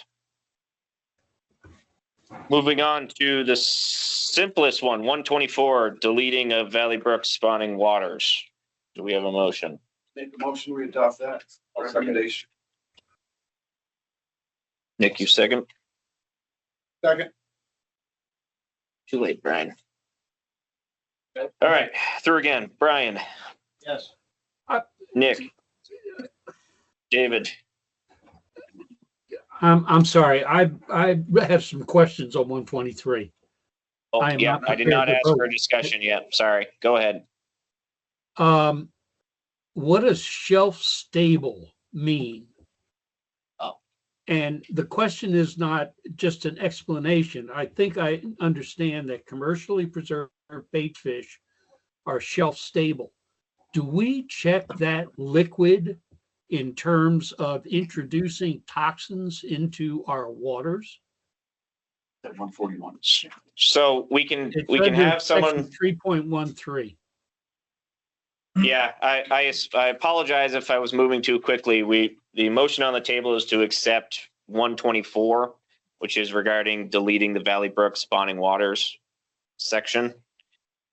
Hold that question for a few more minutes and the department can answer that. Okay, I'm sorry. I thought they were the same animal. So we are now doing roll call on And 124. My answer to your question, Mr. Chairman, is yes. Okay, thank you. Beth, Yes. Brad, Yes. Allison, Yes. Neil, Yes. Linda, Yes. Paul, Yes. Robert, Yes. Jay, Yes. Martin, Yes. Richard, Yes. and I'm a yes. 124 pass. Okay, now on to 141. Back to bait fish. Do we have any other questions or a motion? This is where David's question was. It wasn't 123. It's on page 2 of 141. Where it refers to commercially preserved bait fish. And David, the short answer is no, we do not test those liquids when you go and buy a jar of pickled bait at Walmart or any other store. We do not necessarily know what those preservatives are. Sometimes they're labeled, but usually they aren't. And all we're saying is that we considered those preserved bait fish to be safe in terms of introducing exotic species or pathogens. So they're not prohibited for use in Vermont, even though they may be some odd species. But when you buy that jar of bait fish, we don't necessarily know what the liquid inside of it is. So as long as they're dead, we're satisfied. As long as they're shelf stable, as long as they are preserved in a way that they can sit on that shelf for months, we're pretty sure that everything inside that jar is dead, including pathogens.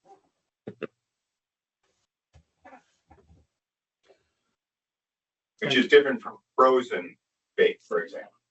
Right. Or a live dip well. Yeah. Yeah. Thank you. Do we have a motion? Any other questions? Regarding appendix 141. Accept that. 141. So we have a motion to accept. Do we have a second? Second. Any further discussion? I'm drawing my lines here.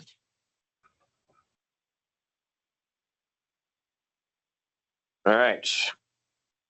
Brian Bailey, Yes. Nick Burnham, Yes. David, Yes. Beth, Yes. Brad, Yes. Allison, Yes. Neil, Yes. Linda, Yes. Paul, Yes. Robert, Yes. Jay, Yes. Martin, Yes. Richard. Yes. I'm a yes. 141 passes. Now on to 123 regarding commercial sale. So this is regarding ban on crappie, adding crappie statewide and Vermont fish license is what I had for notes here. Is the floor open for discussion? Yep. More discussion, more questions if you like. I several months ago brought to the board an issue that was put off for this discussion around fisheries because of the interest in stopping the commercial sale of game fish. And that I felt then and feel now that that is in opposition to the sort of model that most fish and wildlife, fish and game agencies in the country, in this country, use, which is the North American model, which says that game species, in fact, all species, are a public trust. And as a public trust belong to all of the people of the state equally as a resource. And consequently, the whole notion of selling a public trust resource brings us right around the corner, and we're now looking at Pete the Moose right in the nose again, when there was in fact a misunderstanding about the public trust resource and the nature of the public trust resource by allowing day hunts for moose, and people went off the rails on that one. They had quite a lot of problems. Well, I see selling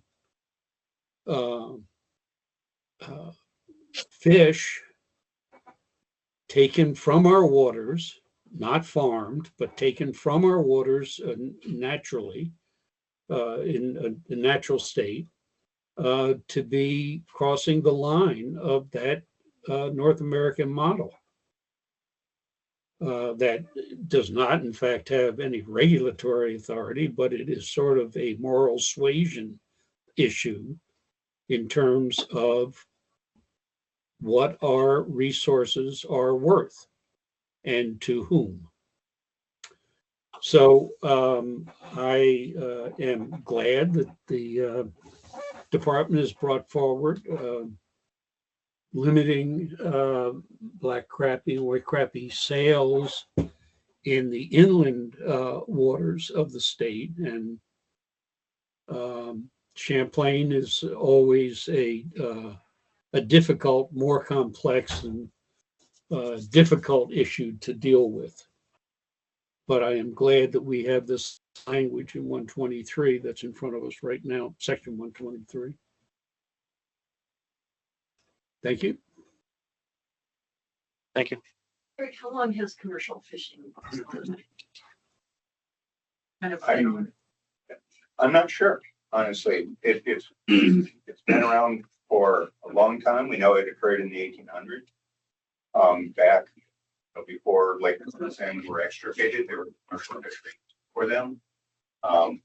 So been around for a long time. Did everyone online hear that?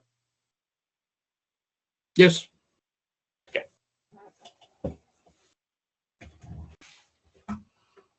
For clarification, this proposes to ban the sale of black crappie and white crappie from any waters in the state of Vermont, including Lake Champlain.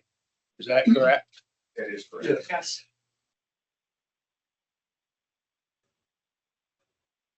Do we have any, I mean, nobody has any idea how many people this is going to affect. I have no idea the scope of how much commercial fishing goes on in the state of Vermont. I mean, I know very little about this. Nobody, I mean, we don't have any idea. Nobody does, right? We do not know how many people are doing this. All we have is the total pounds of fish that are reported by the fish buyers. And that's, if I understood somebody correctly, that may not be very accurate. Correct. We have some questions about that. Well, there are different kinds of accuracy. There's the total poundage and whether or not the wardens feel that that's accurate, or whether within that total poundage, there is in fact a record by species. So first off, let's clarify our terms. Are we talking about the total amount of fish, or are we talking about the knowledge of which species are in that total volume of fish? I can answer part of that. We gave a much more detailed presentation to the board about some of the commercial fish reporting back in 2016, 2017. We think that the report, the breakout by species is fairly accurate. The commercial fish buyers definitely, they know exactly what fish species they're dealing with. It's self-reporting. They do it once a year. They break it out by quarters. They break out fish that were reported to have been caught in Lake Champlain from fish that were caught in elsewhere. Part of what makes us think it's not completely accurate is some of the fish buyers round their numbers. They say 5,000, 5,000, 5,000. And some of the fish buyers say, hey, we bought 32,153. So there's various levels of kind of detail in the reporting. So we don't treat that information like we do other scientific data. We don't say, oh, we think this is highly reliable and accurate, but it gives us some ballpark numbers.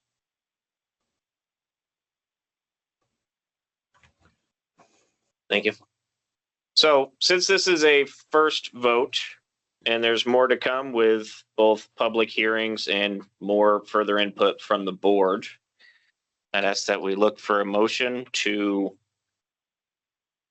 I'd like to take a stab at a motion here. Go ahead. So I make a motion that we accept 123 with the following amendments. Starting with 4.3, no angler may sell fish in the state of Vermont without first obtaining a Vermont fishing license with a seller's endorsement. That there be a reporting requirement for a seller that mirrors the reporting requirement for the buyer. Quarterly reports to the commissioner. The fish seller permit shall be effective January 1 through December 31st, which mirrors the buyer's permit.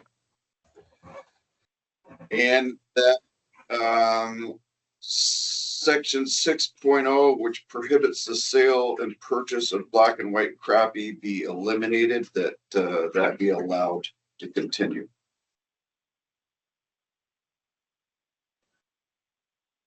Second motion. All right, we have a second. Any discussion on that motion? Brad's got his hand up. Go ahead, Brad. Yeah, just a quick question. I mean, crappie is included in this proposal because it was in the petition that we received back in April or May, whenever we received it. And if I understand it correctly, part of the reason that you're supporting it, and you being the department, is because of the high values that incentivize bad behavior. Am I correct in that it's not, but those same issues exist with other types of fish as well? We still see bad behavior, people catching over limits, potentially with other types of fish as well. Yeah, I see a Ward nodding his head, yes. He's asking it, could you repeat that actually? Oh, Can you repeat your question, Brad? Well, I'm just saying, you know, we talked about the high value of the crappie and why, partly why the department is supporting eliminating the sale of it. But if we eliminate the sale of crappie, I think we're still going to have other types of fish that are going to create potentially, you know, they're going to have higher values and still create bad behavior because there are limits to be. We're not going to eliminate the bad behavior by eliminating the sale of crappie, I guess is my point. I My can motion- partly respond to that. If so crappie is different from other commercially sold fish in three ways. One is that they're very high value. Second is that they congregate in a way that these other species don't tend to do, which can then lead to anglers congregating and conflicts occurring. And the third is that crappie have been identified as a game fish by a number of other states, including New York. New York, the fact that it has a bag limit and a size limit defines it as a game fish in New York that cannot be commercially sold. So in 2017, without a petition, the department proposed eliminating commercial sale of crappie then. That didn't go out for public comment because it didn't pass first vote. Same discussion that we're having now. So the board decided prior to first vote to eliminate the commercial sale of, or prohibition on the commercial sale of crappie and any reporting requirements for commercial fish sellers. And since then, we've continued to get complaints and petitions. So we proposed it again. If the board takes that out, you'll get up the input for whatever that's worth. If you eliminate it now, the rest of this, as you mentioned, can go forward without that. And, you know, 122, 141 will all be perfectly intact. So it's just some context as to why crappie are different. Midwest, they call them crappie, but in Vermont, we call them crappie. And they are a little bit different from the other species that are commercially sold. So if we eliminate that part now on a first vote, can it be added or revised later? It certainly could be. The challenge is that first vote is what gets advertised to the public. It tells the public what's at play. And so if you eliminate it, a lot of folks aren't gonna show up to comment on that. So, And as a board member, I'd kind of like to hear what the public has to say about it. Yeah, I agree. This is gonna be a lot of public. if you added something like that, something that controversial in after public hearings, that second vote, I think people might be a little upset. Gotcha. Gotcha. Thank you. Jay, can you please restate what your motion was with section 6? Because I've lost track now. Well, my motion as it pertained to subject section 6 was to eliminate it, to allow the sale of crappy. I don't think, in my personal opinion, I don't think we have enough information without knowing, you know, with 15%, something like that of people that weren't in agreement with selling crappy and I don't think we have enough information without having more data from sellers and because the information we got from buyers really doesn't tell us anything. You know, it gives us a ballpark, but I don't, to me, that data means nothing without knowing, you know, if we have a seller's endorsement, we have an idea how many sellers there are. We have an idea they're not coming from New York and New Hampshire and selling fish here. And if they're reporting to buying and see how far off we are. And then hopefully those numbers aren't that far off, but I just, to out and out ban this, I don't know. We don't know how big a problem we got is my personal opinion. I don't know how big a problem we got. I don't think the problem's, it's more of a social and emotional problem than it is a problem with their fish. How do we solve? I'll take that. Yes, I have an emotional problem with it. It violates the model, the North American model of making a public trust resource a private resource. Well, we buy lobster, shrimp, salmon at every store that you want, and you know the difference is those are caught in Vermont, but it's a resource that we farm. So I agree with that aspect of it. You're taking, by stopping the sale of it, there's a lot of people that don't fish, don't know how to fish, don't have the ability to go out and fish, and they want to buy that product. What was it, 150,000 pounds of it sold? Is that what I saw last year? Yeah. It's also a renewable resource as well. Beth, did you have a comment earlier that we couldn't hear? I'm just wondering how we help law enforcement, and if we leave out the crappie and we haven't addressed the law enforcement. Jay, I agree with everything you said. However, what I'm hearing is that if we send it forward in its current state, we can still take it out later and we would get more public input, which may help us. We seem to not be arriving at a quick decision here, which in a way tells me that we could maybe use more input. So I guess I don't necessarily see the harm in sending it forward to the next step. Okay, I don't disagree with that. I can amend my motion to adopt it as previously stated and leave section 6 in there for discussion. I don't support it, but for the purpose of the motion and moving forward, I amend my motion. Okay, you amend your motion to add back section 6. Correct. For clarification, motion includes language related to a seller's endorsement and a reporting requirement for sellers. Correct. Yes.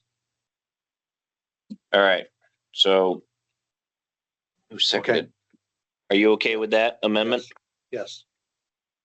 Okay. And section 4.3, it's just expanded language in terms of what was suggested. Is that correct? Yes, adding with seller's endorsement to 4.3. With seller's endorsement and adding a requirement for sellers reporting that mirrors the buyer's reporting and the license period to be the same as the seller's or buyer's reporting. Thank you. Mr. Chairman, are we still in the discussion period for this? Mhm. I'm sorry, I'm having trouble understanding the impact of the revision to section 4.3. Is this reasonable or I can't tell the impact of that. Is that overly complex to add that, or is it gonna be? As far as requiring a seller endorsement? Yeah. Fish and Game has no idea. The problem they were having with enforcement was a guy could go and catch 50 fish here and sell it to this buyer and then go back and catch 50 fish and sell them to another buyer. Thank you. With having to report your sales and having that person when a buyer collects the data of who sold them the fish, makes it a little easier for law enforcement to say, well, this guy sold 50 fish to this guy today and then sold 50 fish to this guy today. So he's over. Got it. Thank you. Now they don't have that information right now. I'm in support. I just needed to understand. Okay. So we'll do a roll call vote. It's either yes or no. Yes would be in favor of the department's suggested rule changes to 123 with the additions by Jay, which is adding the seller's endorsement and a reporting requirement. We're still banning this. Correct. Section 6 remains in place. Correct. For now. For discussion. To be discussed later. Okay, if everyone's good on what we're voting on, Brian, Yes. Nick, Yes. David, Yes. Beth, Brad, Yes. Allison, Yes. Neil, Yes. Linda, Yes. Paul, Yes. Robert, Yes. Jay, Yes. Martin, Yes. Richard. Me, yes. Okay. So we did it. So next steps, this will go through the ICAR process and So these 4 rules, as you voted on them, will be filed with ICAR, which is the first step in the rulemaking process. If ICAR approves them, they'll go on public notice. There's opportunity for public comment. There'll be public meetings scheduled. Discussion continues. how many public hearings do you expect to schedule? And where? Yeah, we have not actually discussed this yet. Okay, well, okay. So with these, we typically, I mean, this has some controversy to it. So we'll want to have, typically what we would do is 3, like face-to-face meetings and at least 1 virtual. And we typically, commercial fishing, it tends to be centered around Lake Champlain. We often try and do meetings and that are in like St. Albans area, Montpelier, and somewhere in the south, sometimes Rutland. If the board has recommendations on where they'd like us to have hearings, we're always open to that. But we'll talk among ourselves as to where we think we get the best attendance, and then the virtual meetings give folks the ability to and easily come anywhere. Okay, thank you. So what kind of time frame do you need if you intend this to go into January 26? So we start rulemaking for fish rules this time of the year, which allows us to file with ICAR, Secretary of State does public notice. We do the hearings typically in like late February, March, oftentimes moving into April. It depends on ICAR's schedule. But that gives us plenty of time to come back to the board for 2nd vote, go to LCAR, come back for 3rd vote, and get it into the Law Digest, which is ultimately our goal, to have it in the Law Digest in October in the proofs that then gets out to anglers in January. I'm just looking at that. We got public hearings in March for deer moose already. And We don't, and others, we don't want. And we try not to like double book. Sounds like we've got time to get this through before.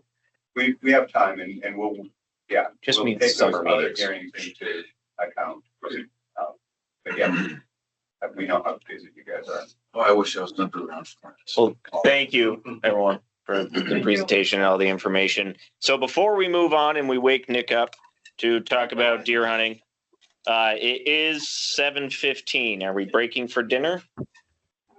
Please, yes, okay. Plan. All right, so we'll take, how long does everyone need to eat? 20 minutes, 30 minutes? 20 minutes. All right, the microphones will still be on or maybe off, but the camera will be on as well. All right, be back in 20 at 7:35.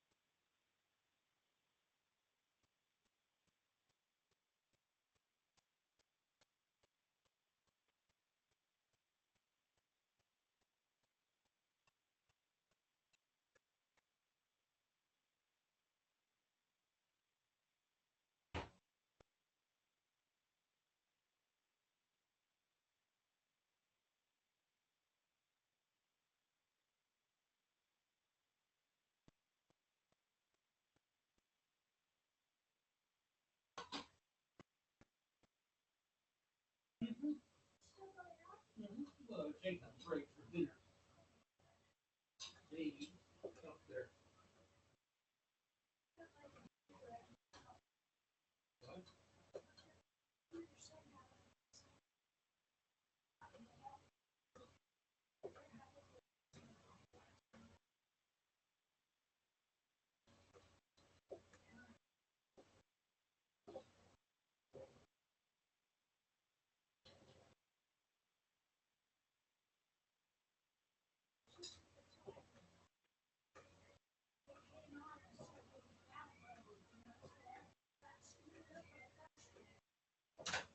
What?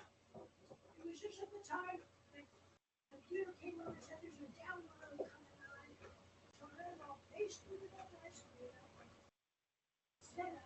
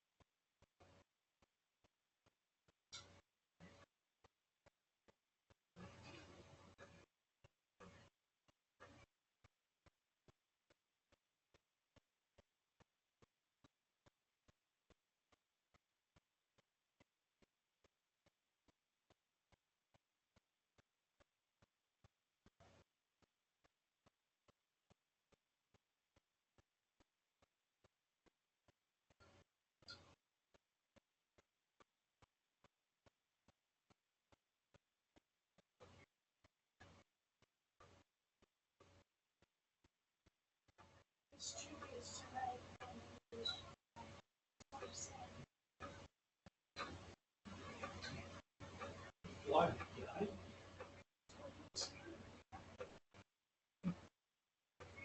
Oh, you said Tom Sanders. Bob Dylan. Talking about Bob Dylan last month.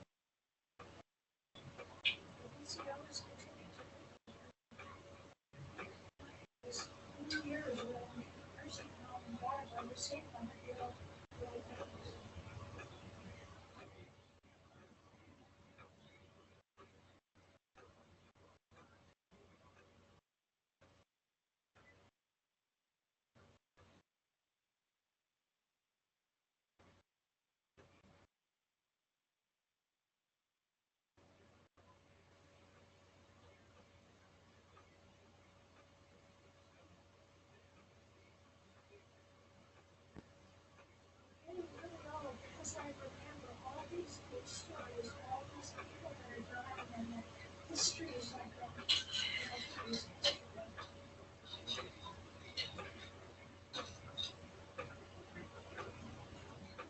When he won the governorship in 1973.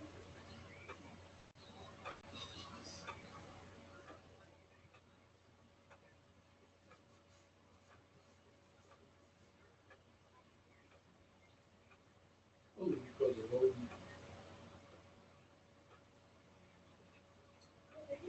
I would have been personally excited, except for Odin.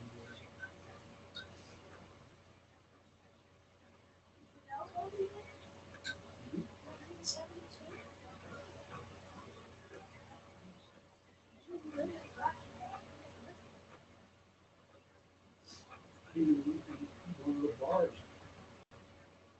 All this walls.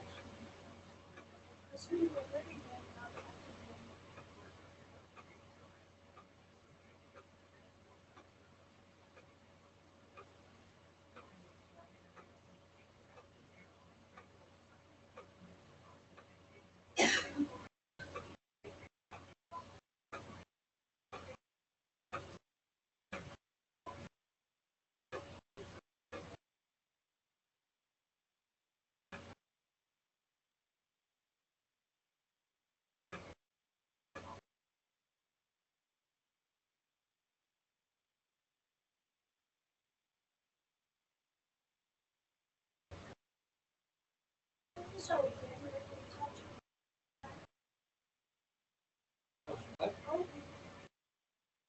Yeah, I'm saying, meeting with the other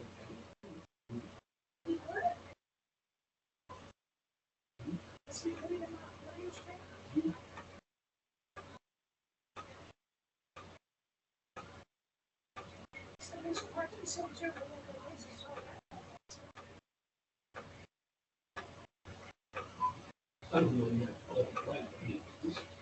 it's still shaky.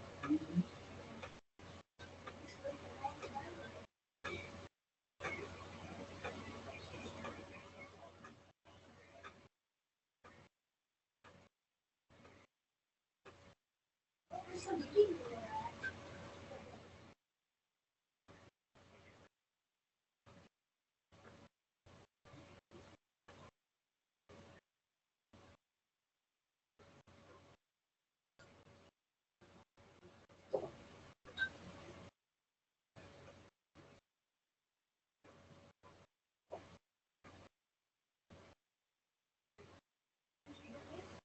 What? What was the meeting that we're having?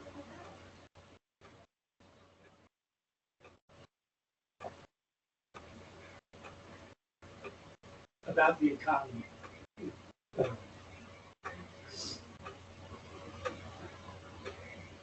Paul Sealy. Sponsor.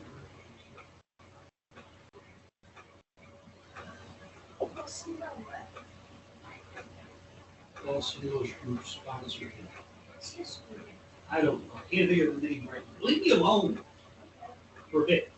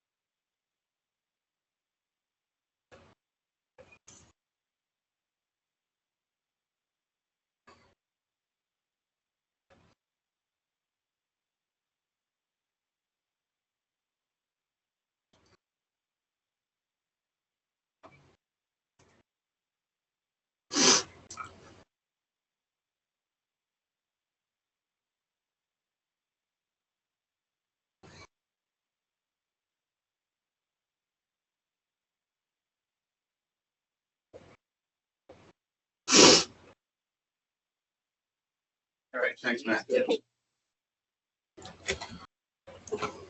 And we're recording everyone back. Artie's wandering. All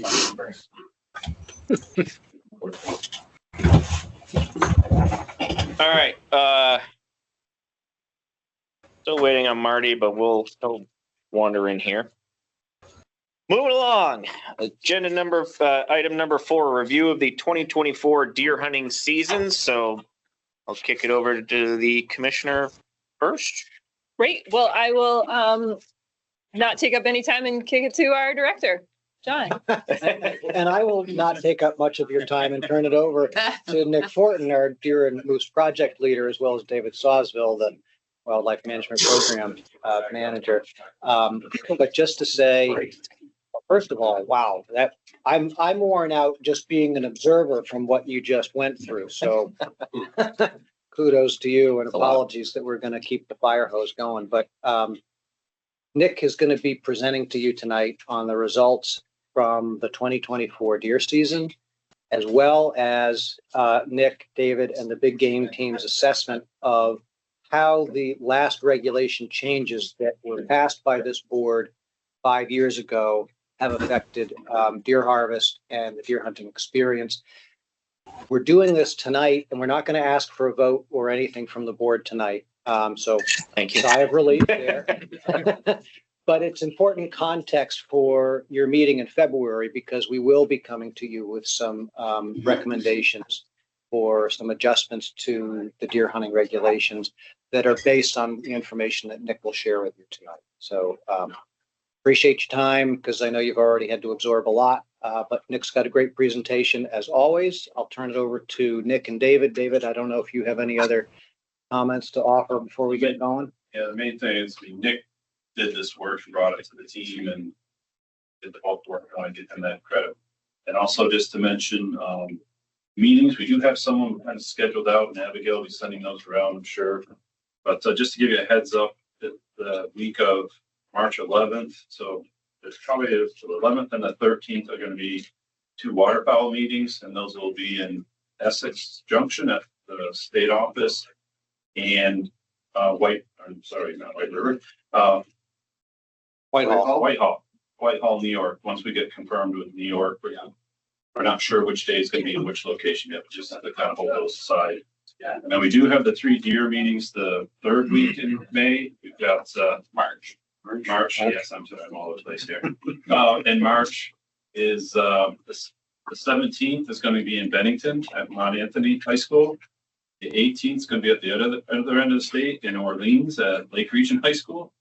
And then on the 20th, we'll be in East Mount Pelier at U32. But it'll be the kind of deer moose hearings that are all together. And we're still working on the 2 Angeles meetings that'll be made, but that'll give us a little time to set those up. We'll be having probably the week of May 5th to the 9th, we'll have 2 meetings scheduled in there for you at that time. Get Nick along so we can. Without further ado.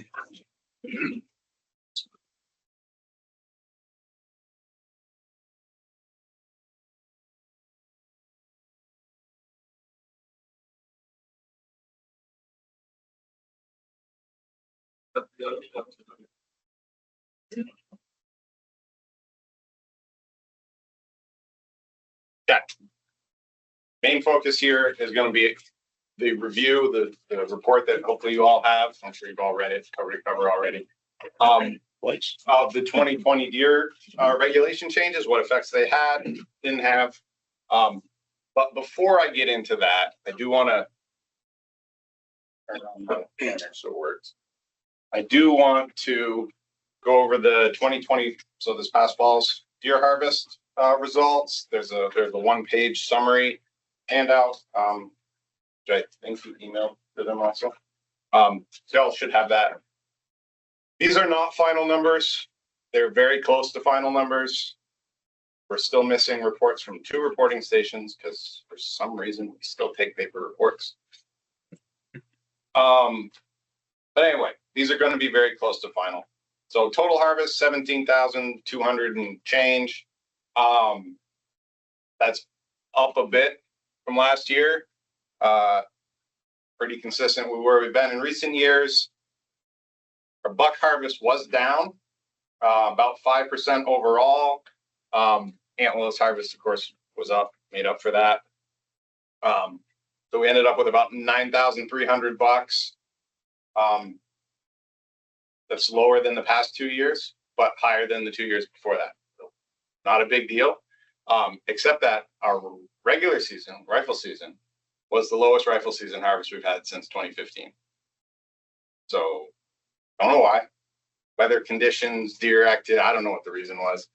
But so you're going to hear from a lot of people about how there aren't any deer out there. And maybe they weren't during rifle season, but they are somewhere. They're around. So it was a bad rifle season, but otherwise, pretty good season overall. You can look through the individual seasons.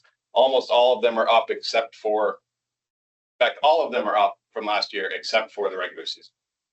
So yeah, that's the first time we've been under 7,000 in the regular season since 2015.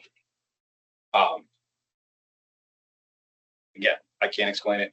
And then, oops, the map, see how it kind of worked around the state? This is the change in the buck harvest from the previous 3-year average. Kind of all over the board. Is this a general swath in north central, northeastern Vermont where the buck harvest was up? And then some places in southern Vermont where it was down. M seemed to have a tough year, particularly. And then for whatever reason, F1 and F2 fell off a cliff this year with their buck harvest. I cannot explain most of this pattern. If you have ideas, I'm happy to hear. Things happen. Next year might look totally different. Things vary year to year. But so that's what we saw, what I can tell at this point. I guess before I move on to the other stuff, any questions on the harvest this past fall? Good. We can move on. So 2020 deer rule changes. A couple of you, Brian, you were here for them, right? Yep. Jay and someone else also. Yeah. I'll forget you mentioned. I just don't age. So yeah, the 3 of you actually were around to make those changes in 2020. So kind of going to go over just the real big picture stuff. But first, important for context, what were our goals, right, with these changes? 2 overarching things: maximizing hunter satisfaction. That's always important. No matter what we do, we're always trying to improve that. So the 3 things we were really trying to touch on, we wanted to provide more hunting opportunity, essentially more seasons, longer seasons, that sort of thing. Because we know that drives hunter satisfaction. We wanted to increase opportunity to see and harvest older bucks. We know that's an important driver of hunter satisfaction. And we wanted to increase the opportunity to harvest any deer. So again, another important driver of satisfaction. Hunters just want a chance to shoot a deer, regardless of what it is, right? Whether it's a spike horn or an antlerless deer, we wanted more opportunity to take deer. We also wanted to improve our management of the deer, right? It's not all about hunter satisfaction. We also need to actually control our deer population. So that meant increasing our ability to achieve our antlerless harvest objectives. Most of you have been around for a couple of years now, been through a few antlerless recommendations. You know, every single year, I'm like, well, we can't kill enough deer in this unit. Still, sadly, but that was a bigger problem before. So we were trying to kill more antlerless deer when and where we need to, not just blanket. But then also more effectively manage older bucks. So that means we can always put really restrictive limits and create a bunch of old bucks. But you're going to take away from all these other things. You're going to reduce your harvest opportunity. You're going to reduce your season lengths. Hunters are going to have less opportunity to hunt, period, if we really wanted to just totally manage for trophy deer. So how can we do that in a more effective way that also recognizes that all of Vermont is not the same? So that was our kind of overarching goals. The specific changes we made were rather extensive. There are 8 listed here that actually took effect. We actually made 9 changes because we also put language in for expanded archery zones, which never were implemented. So we went to a regional antler point restriction, meaning we removed the antler restriction in half the state, kept it in the other half. At the same time, going to a 1 buck limit. So 1 buck across all seasons. Previously, it was 2. And that was intended to sort of balance each other out, right? No antler restriction in half the state, but with the 1 buck limit, hunters are still a little selective. Extended the archery season and allowed crossbows during archery season. Archery season is by far our best deer management tool. Antlerless deer harvest tool. Those deer are killed where we need deer killed. So we really wanted to promote archery season. We also established this 4-day October antlerless muzzleloader season, attempting to increase the fill rate on our antlerless permits, allowing us to kill more antlerless deer with those permits. At least that was the intent. We moved youth season 2 weeks earlier, primarily to still give youth the first opportunity to kill deer with a gun, right? We created this early October muzzleloader season. We wanted the youth to go ahead of that. So just hopscotched it. Also, earlier timing, we figured warmer weather, maybe that'll be better, right? Maybe they'll spend more time out in the field. Created a novice season for first-time adult hunters to hunt essentially in youth weekend for 1 year. And then we increased the bag limit from 3 to 4. By far the most controversial thing we did. By far. By far the least effect, the least impactful. problem. We'll get into that. So what effect did that have? Collectively, again, we can't really look at a lot of these individually. We kind of have to look big picture stuff. Here's how our antlerless deer harvest changed with the new rules. Since the new rules went into effect, we have had higher antlerless harvests. However, we're all aware, we control the antlerless harvest.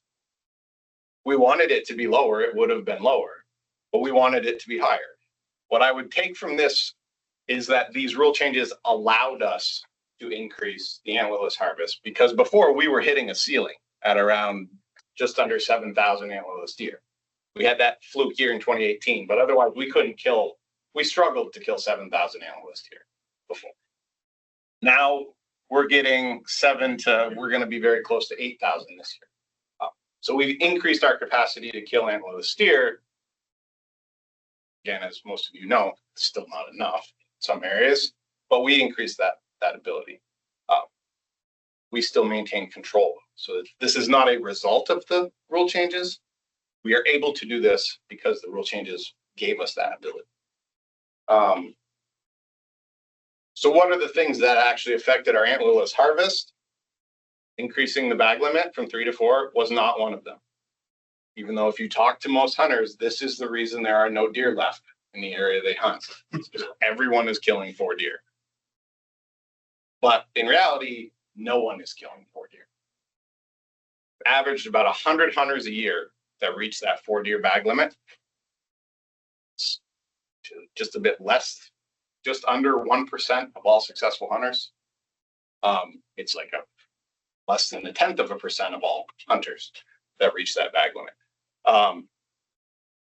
Equally important, you know, there's some interesting shuffling in here, but the number of hunters that shoot multiple deer a year, so 2 or more, is almost identical between these two periods. It didn't change at all, essentially. So we can tweak bag limits. Kind of like the fisheries conversation, it doesn't do anything. And the reason it doesn't really do anything is because most hunters are not interested in taking multiple deer. This is from our survey we did this past May. How many deer, and we asked specifically in 2023, how many deer they wanted to harvest. People who actually hunted in 2023. 50% only wanted to shoot 1 deer. Only 10% were interested in taking 3 or more deer. Interestingly, 2% were not interested in killing a deer, even though they went deer hunting.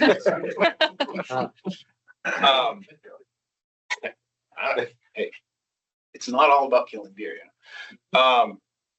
This is sort of, there's a lot you can read out of this. I will caution you, I would not interpret that tweaking bag limits is pointless or useless, right? We've killed 100 antlerless deer we wouldn't have killed. I can tell you that it's actually a little more complicated to figure out than you think, but essentially 1/3 of those deer are taken in WMUB. So we're killing most of those deer in places we need to kill more deer. Places where there are enough deer and enough hunters interested in doing that to actually make an impact. The other key reason we went to 4 was really about our expanded archery zones, and assuming that we create these kind of suburban areas, one, there aren't going to be that many people interested in hunting there, and even fewer who are effective at killing deer there. We really want those people to be able to kill. I wanted more than 4, but at least 4 deer in those areas. So it's valuable to have that. But I also wouldn't take this, you know, how many deer people are interested in, say, well, everyone only wants 1 or 2 deer. 10% of our hunters would shoot 3 deer if they could. Could not only means legally can, but are capable of killing 3 deer. We're only getting, like I said, it's probably less than 0.1% of our hunters actually get 3 or more deer. And 10% would like to. So there's room there for growth. I don't know how you do that regulatorily, but anyway, there's room there for growth. I wanted to kill 2 deer and I only got 1. And it's not because I didn't try. So it's not always just rules, right? What you want and what you actually come back with are different things. The things that did affect our antlerless harvest. We extended the archery season from 37 days to 60 days. That's a big extension.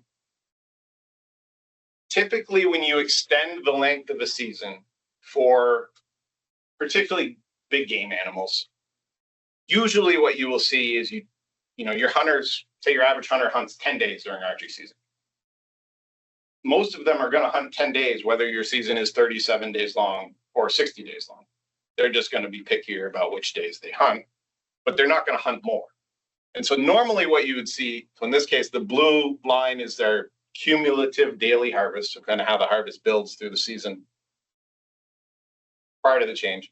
Normally what you would see is that harvest just spread out over a long period. So, you know, a lower slope, you'd end up maybe a little bit higher, but you'd have fewer deer killed per day, right? We didn't see that. We saw more deer killed per day, especially in the early part of the season. And that kept on going. So this suggests, this really isn't related to the season length change. I mean, the season length allowed the harvest to go higher. The reason we saw an increased harvest, or maybe bigger part of the reason we saw an increased harvest during archery season, was more effort.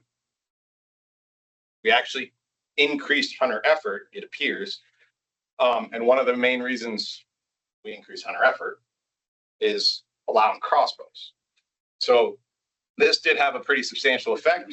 So for those of you that don't know the full history, Prior to 2016, the only people who could hunt with crossbows were those that essentially had a doctor's note, a disability permit. They were very easy to get. A lot of people had them. And that's why in 2016, we made it legal for hunters 50 and older to use crossbows.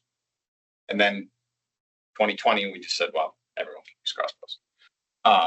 So here's how our deer harvest, and this figure's in the report, but how the proportion of our archery harvests that are taken with crossbows.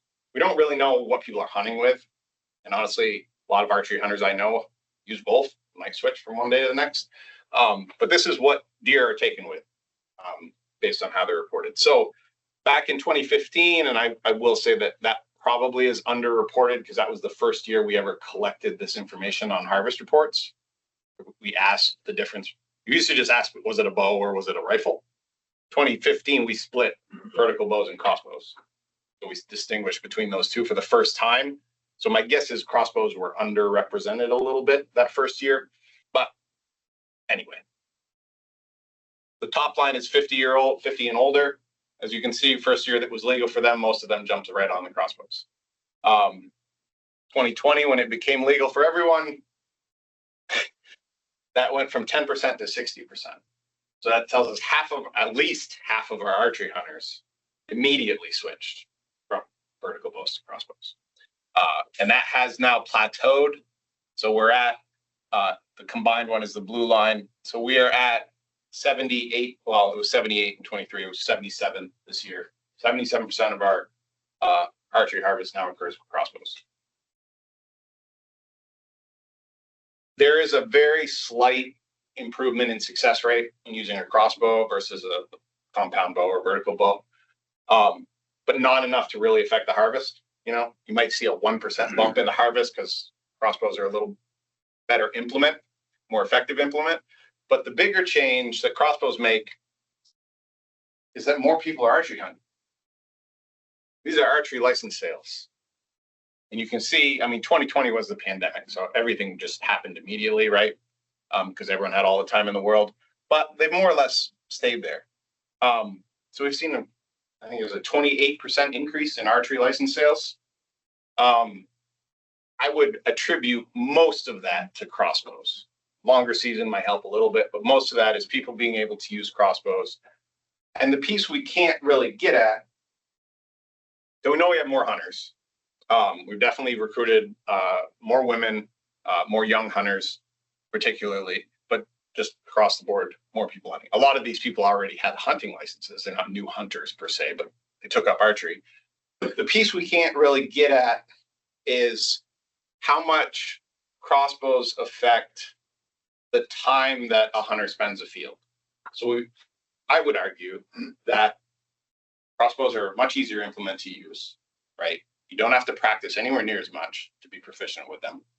You can more easily hunt from the ground with a crossbow. And so I would argue that a lot of hunters probably spent more time hunting because they could use crossbows than they would have spent using vertical bows. So not only do we have more hunters, we have our existing hunters hunting more. Just more total archery hunting effort, pretty substantial increase in our archery harvest as a result. The other way we tried to increase antlerless harvest was creating that 4-day October antlerless only muzzleloader season. It's actually mostly in November this year. It's as late as it could be. And the intent here was we already knew we couldn't get rid of more antlerless permits. We couldn't give out more antlerless permits. We didn't have the hunters to take them.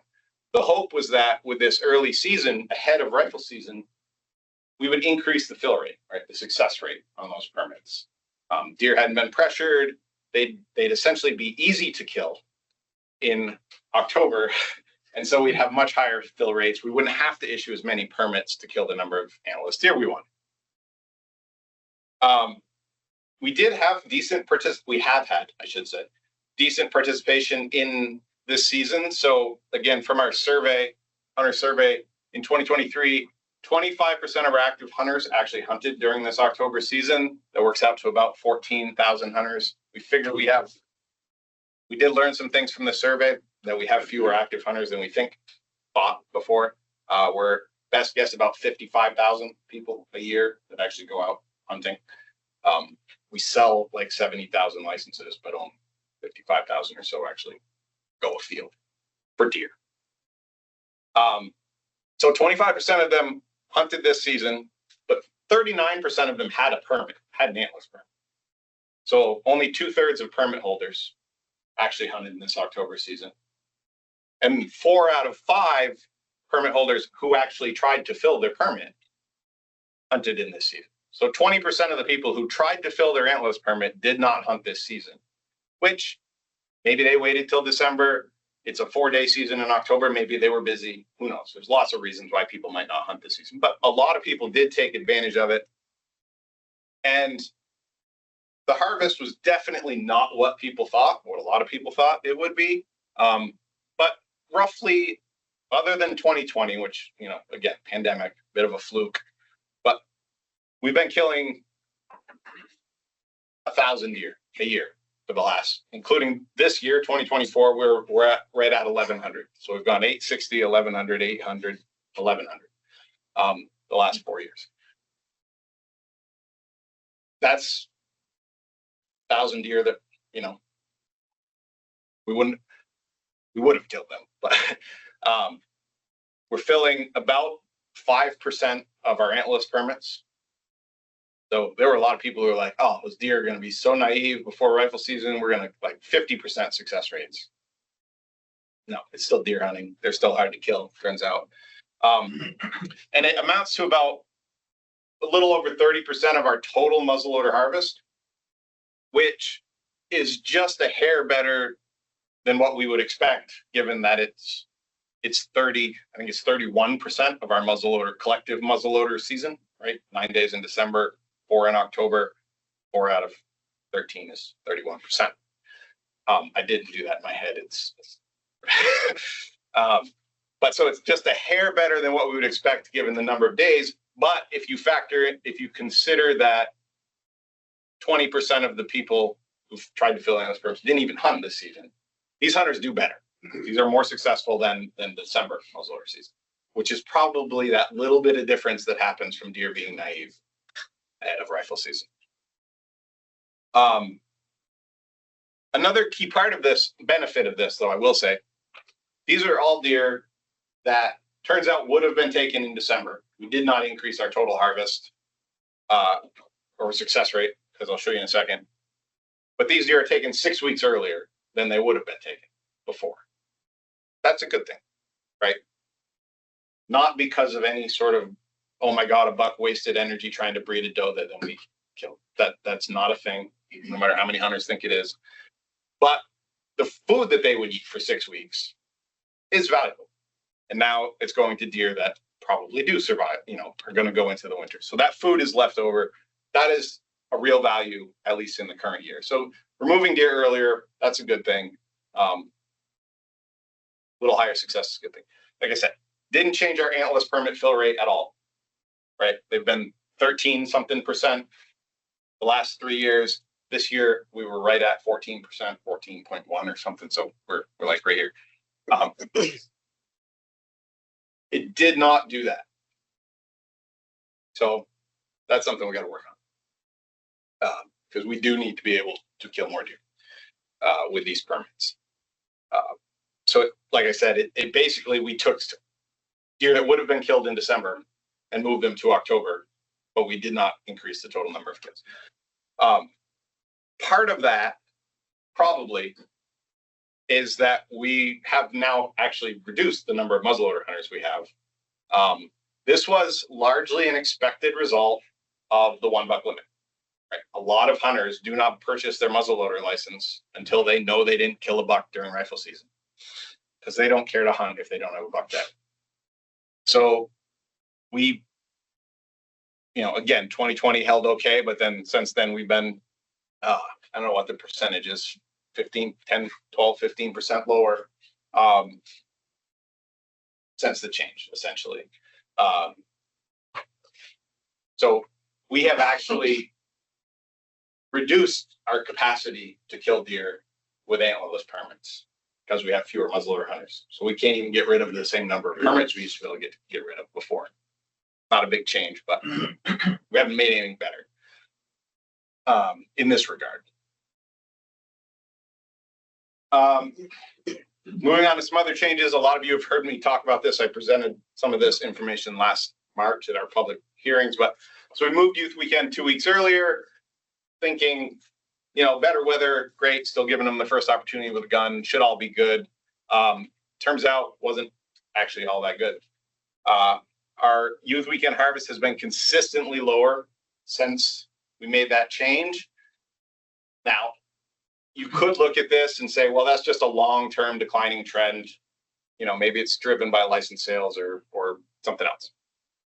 That was true in the early 2000s, early, 2010s. Declining youth license sales, hunting license sales, driven by just a declining number of youth in Vermont. No reason other than that. Just there were fewer and fewer youth in Vermont until about 2016, 17.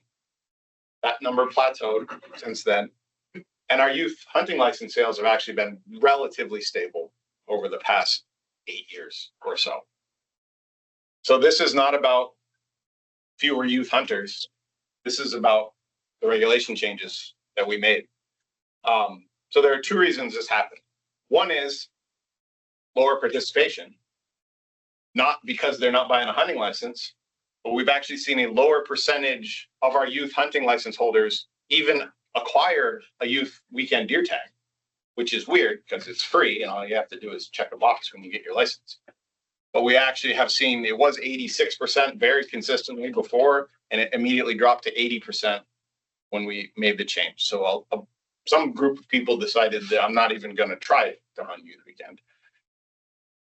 Equally important, maybe more important, is we've seen a pretty substantial drop in success rate, right? So before we averaged 25% fairly consistently. It's a 2-day season, so there's a lot of fluctuation because weather has a massive impact on a 2-day season. But again, pretty consistently at 25%. And since the change, we've been very consistent at 21%, and we're about 21% this year. So that may not sound like a lot, but that 4% change, we have about 4,500 youth weekend tag holders. So that's 180 fewer successful youth hunters. That would add 18% to our harvest this year, right? We'd have killed 1,200 youth deer instead of 1,000, just over 1,000. So that is a big deal. The other piece that this doesn't really capture,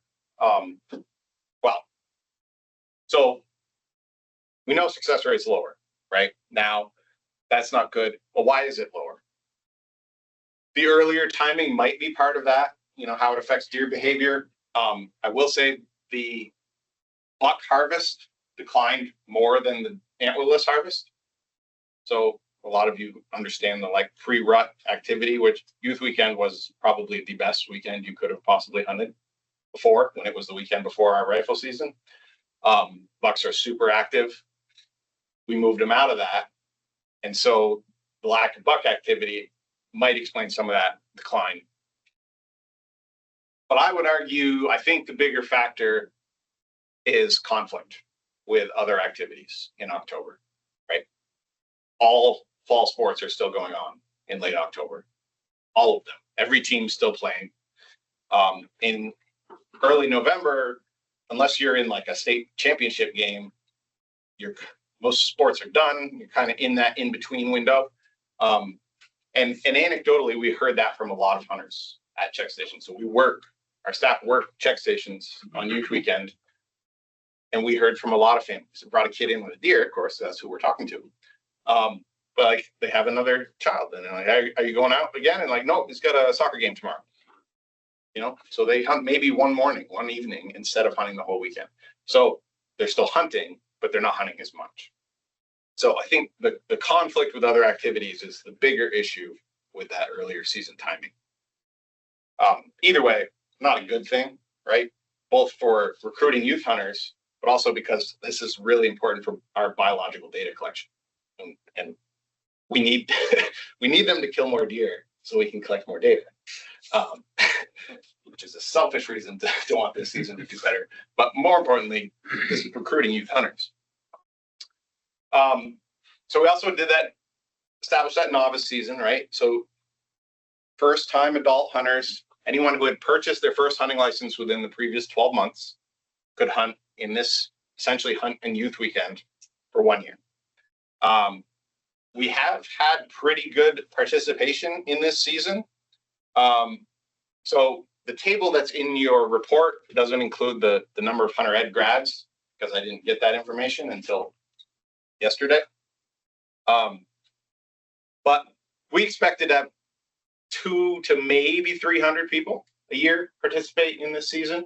And we've been well above that. So the novice tags is the number of people who were able to participate. We don't know if they actually hunted or not, but they could have, if they wanted to. But the reason we had such a huge bump in 2020 is because a lot of people took hunter ed in 2020 because it was all online and they had a lot of time. And so we had this big surge of hunter education grads, and that's I should clarify that hunter education grads is those who were 16 or older, took hunter ed that were 16 or older that year. So there was a big surge in 2020, and since we've kind of leveled out and we seem to be around 400, which is still better than we expected, right? They're killing about 50 deer a year pretty consistently. It was 49 this year. Their success rate seems to be pretty low, which is weird, but we oddly see the same thing with our novice turkey weekend. They have a considerably lower success rate than youth turkey hunters.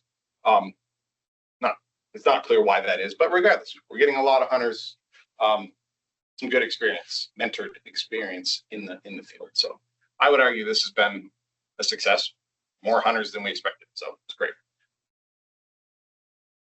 Okay, moving on to the buck changes we made, our buck management changes. So again, that 1 buck limit and the regional approach to the antler restriction. Overall, buck harvest really hasn't changed much, right? Pretty much the same number. We've been between 9,000 and 10,000 bucks for the entire time I've been the deer biologist. I take pride in that. Very consistent. So very little overall change in the deer harvest, but of course, when you mush everything together, it looks fine. But you know, we have different rules in different places, so we kind of got to look at how's that look across the state in different areas. So this is adjusted change in the deer buck harvest. So what this means is what we would generally expect with our buck harvest is if the deer population declined 10% in a WMU, I would expect the buck harvest to decline 10%. So if the buck harvest did not change between the two times, but the population went down 10%, that'll show up here as a plus 10%, right? It's 10% higher than I would have expected it to be given the change in the population, if that makes sense. So just correcting for the fact that populations have changed in some of these WMUs, right? Deer numbers have changed. And if you just look at the straight buck harvest, you might get the wrong impression because you might think that it's something to do with regulations and we're just killing fewer bucks because there are fewer deer out there. This is attempting to correct for that. So again, for the most part, there haven't been huge changes, so it's not a big difference. But broad patterns here, all of the red and orange, you know, the Northeast Kingdom, and then the spine of the Green Mountains, those are areas where we've removed the antler restriction. In fact, every unit where we removed the antler restriction, buck kill went up. It shouldn't be a shock to anybody. Spike horns are now legal. There's a whole lot more legal bucks on the landscape. So they have indeed killed more deer in those areas. Overall, about 14% increase. The only one that's down, so the range there, -4 to +20, is Q. And again, any of you who've been here for long enough know I think Q is the most useless WMU we have. It's too small. We can't collect enough data. Who knows if that's real or not? right? That might be because I incorrectly estimated the change in the population. So I wouldn't read too much into Q being down. Otherwise, every other WMU where we removed the antler restriction, the buck harvest went up. Every WMU where we kept the antler restriction, of course, now with a 1 buck limit, the adjusted buck harvest went down. Arguably, you could say that's the effect of a 1 buck limit.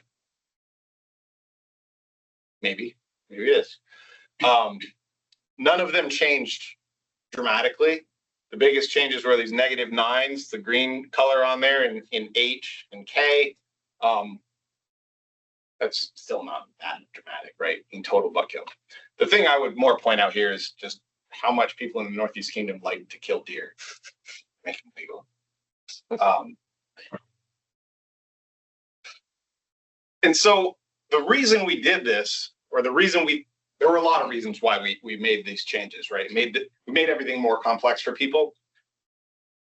We thought we could do a better job managing for older bucks, in part while balancing the let people harvest spike horns where it's not going to have a big impact, right? There's no reason people shouldn't be allowed to harvest spike horns if it's not going to affect the number of old bucks. So could we do this better? We did also, I should definitely mention, we did have some concerns about their antler restriction and what effect it might be having on essentially genetics, right?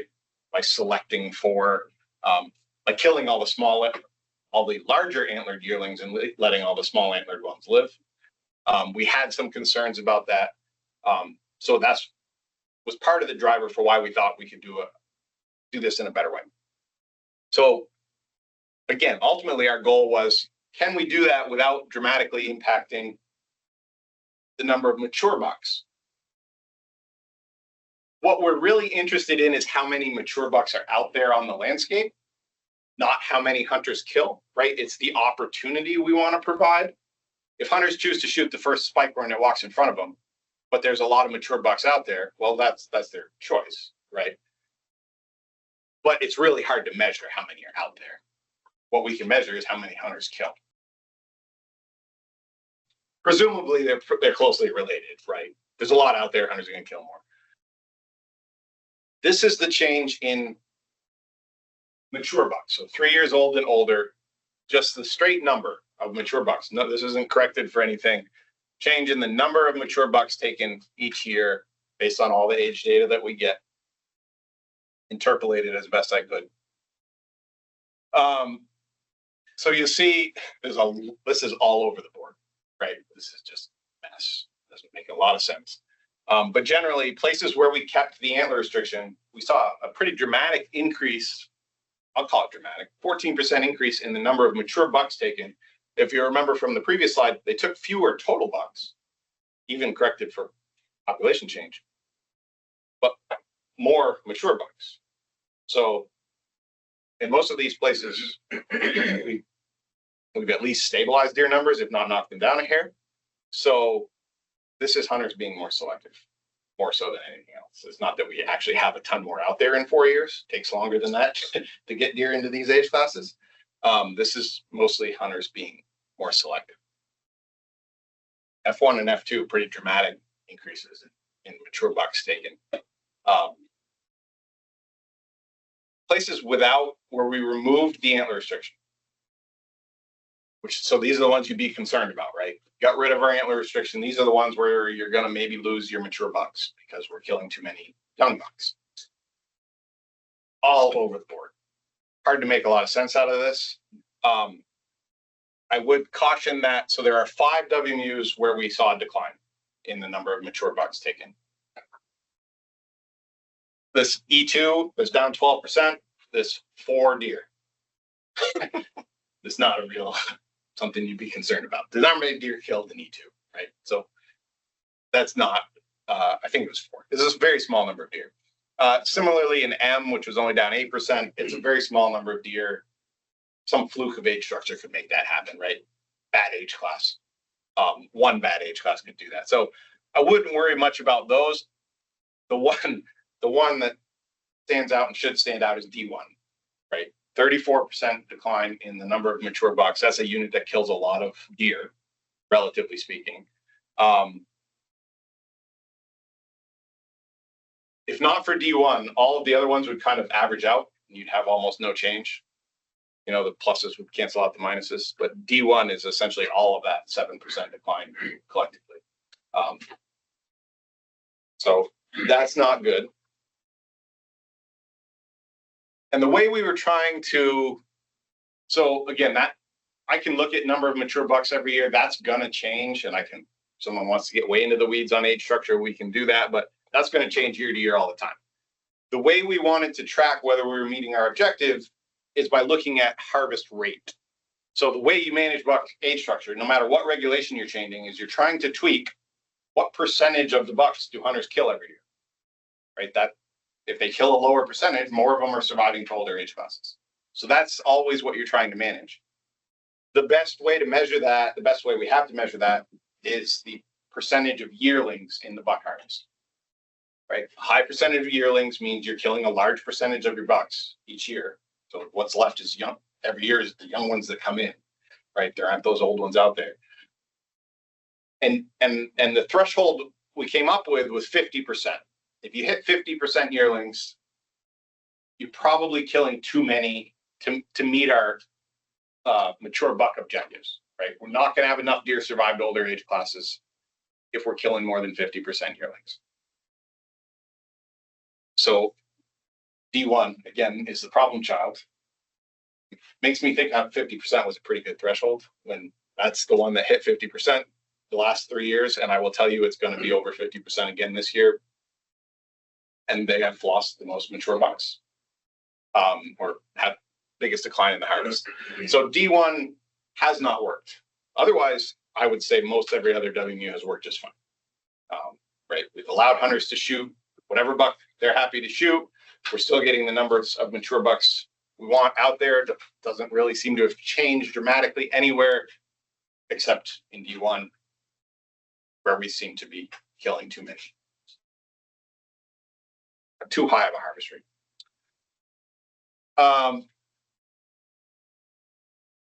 So, did we achieve our goals? Broadly, I would say yes. We did all of these things.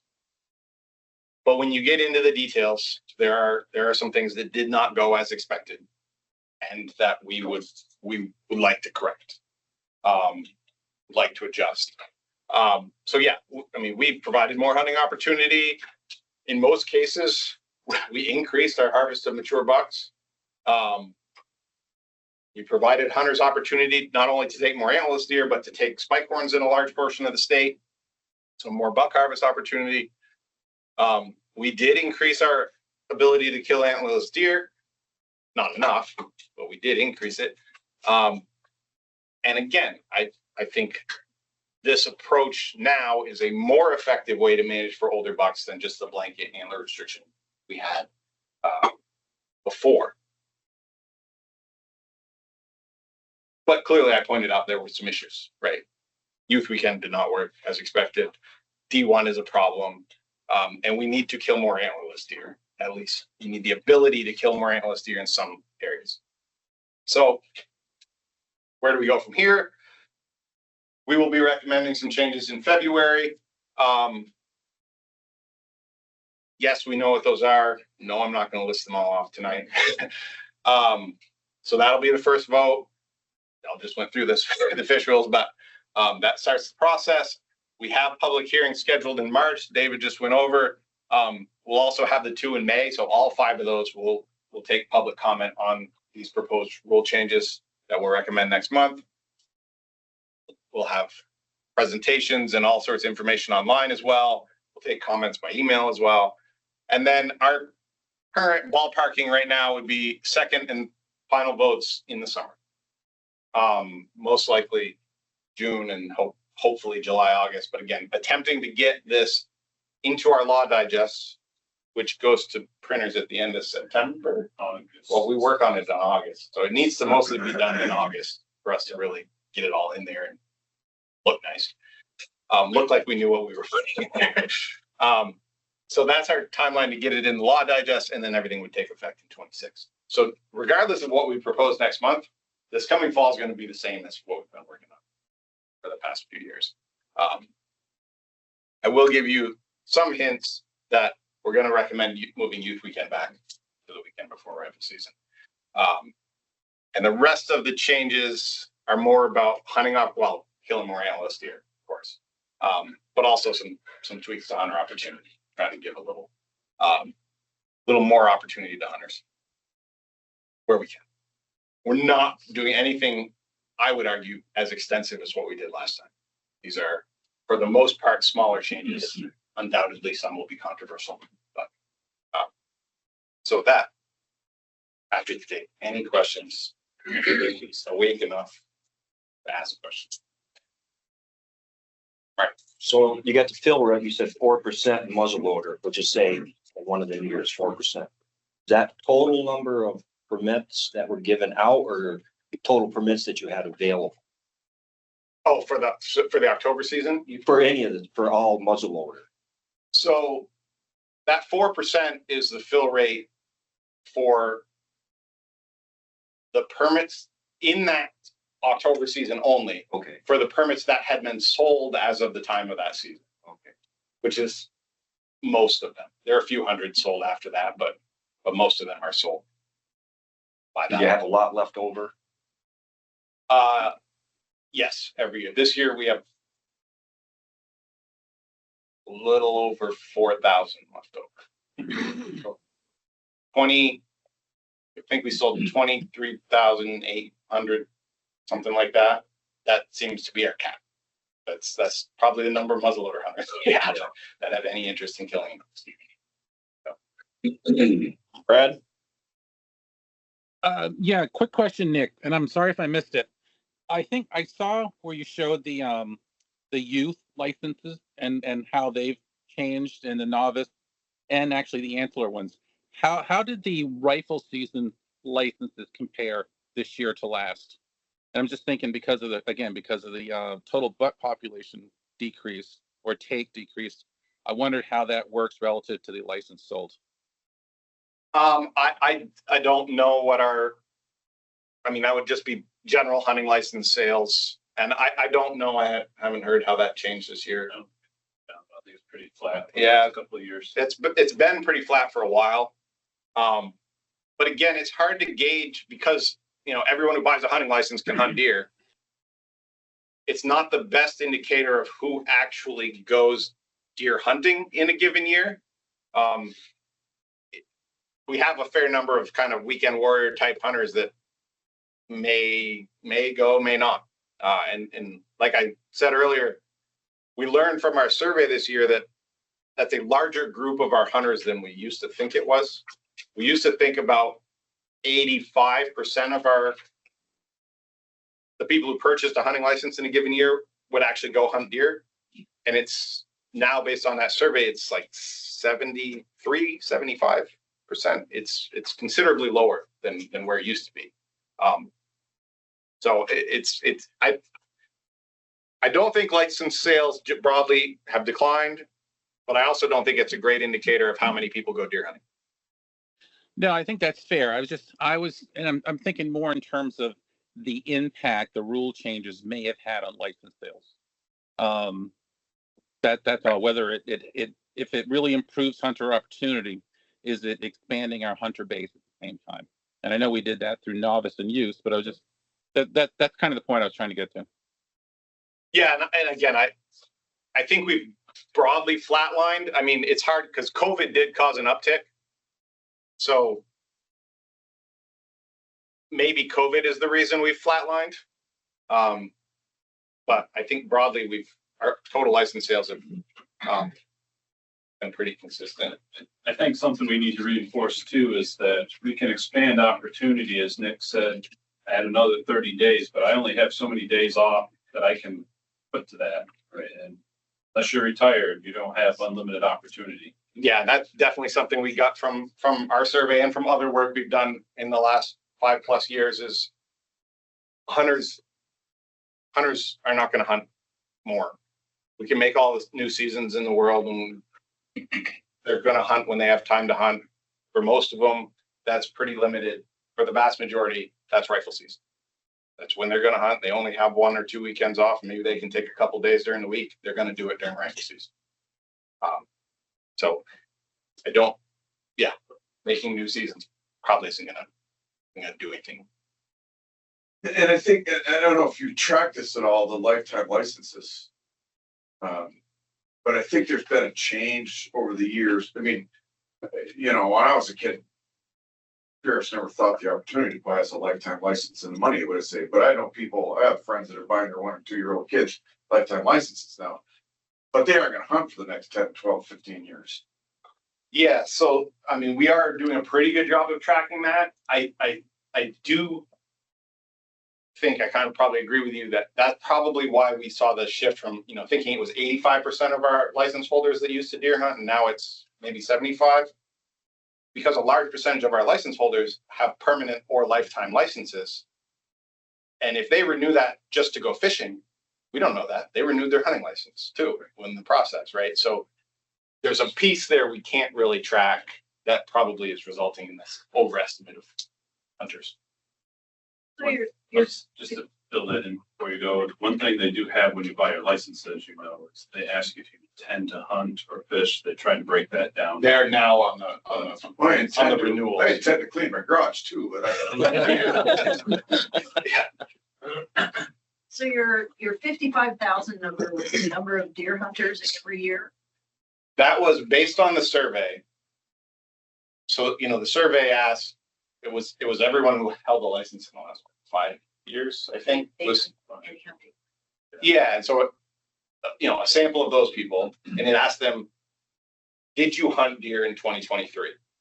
And so, from that percentage, we're assuming that of the people who buy, it's a little more complicated, but of the people who buy a license in a given year, about 75% actually go deer hunting.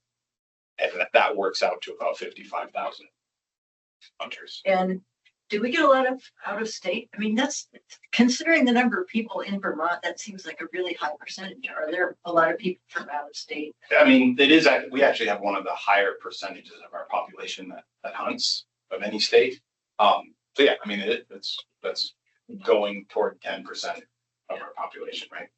And I think it's like 1 in 4 adult males that hunt, something like that. That's what Chris Saunders tells us all the time. We get, it's 9,000 or so non-resident hunting license sales, which, as an overall percentage of all of our hunters, probably on par with most other states. So a lot of people think, well, Vermont's not really a destination. Certainly, we're probably not getting people, traveling from Ohio to come here and hunt trophy bucks. But we have a lot of neighbors in New Hampshire, Massachusetts, and New York that hop the border. So yeah, we get a decent. I think one thing we don't have a handle on too is a lot of those lifetime hunters that have moved out of state that come back with the family. They have that lifetime license. So I'm not sure how we track those are out of state hunters technically then. Right, but they have a resident lifetime license. So that lifetime license, I get that now, but if you don't renew it,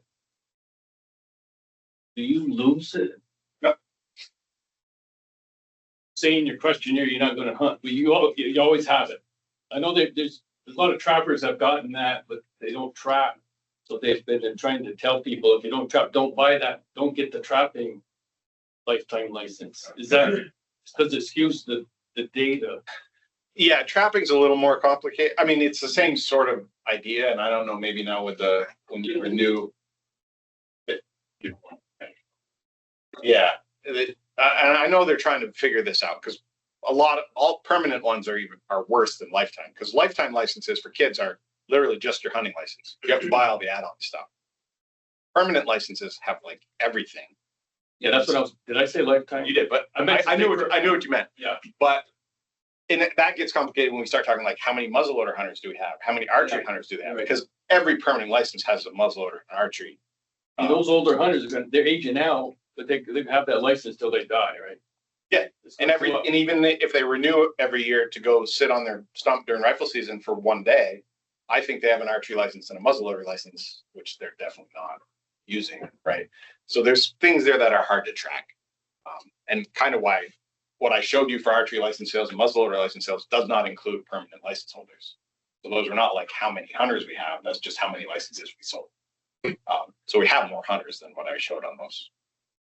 Just don't know how many more. And the reason for aiming for a lower deer population is this social also, or? No, that's mostly biological. So I didn't bring this up, but like so part of the reason a lot of you have been, and you have been, but a lot of you have been involved in antlerless permit setting for the last few years. We have population objectives for each wildlife management unit that are set in our big game plan. We have 10-year big game plans. And 2020, we started a new plan, which had new lower population objectives. So even if we hadn't changed any rules, we'd have been trying to kill more antlerless deer to get to those objectives anyway. So that's kind of where that's all coming from. But those objectives are set on social and biological reasons, but we're hitting our biological capacities before we're running into social. So they're running out of food, or? Yeah, we have too many deer for habitat. Not most, but a lot of areas. Of course, in that mid stage of 80 to 100 years, where it's all pole and small saw logs, and there isn't food built. Right. Good. Relatively unproductive deer habitat in most of the state. Brad has a comment. Brad? Sorry, that was left over from the last question. Oh. Cool. Any other questions? Cool. We'll have a whole lot more to discuss next month. So. Awesome. Thanks, Nick. Yes, thank you. Thank you. All right. Last item, commissioners update. I will keep this nice and short. Don't have much to update other than I have been going into the legislature just to start meeting the senators that are interested in our work. And it's been going well. I would also like to put a plug in for the Yankee Classic this weekend in the Essex Junction. And then next weekend we will be having our free ice fishing. Well, it's free ice fishing day, and we'll be having our ice fishing festival on Silver Lake in Barnard. Yes, thank you. So other than that, drive home safe. Thank you all for your participation tonight. Motion to adjourn. Wait. Hey. All in favor? Yeah, just leave. Thank you. Oh. See y'all.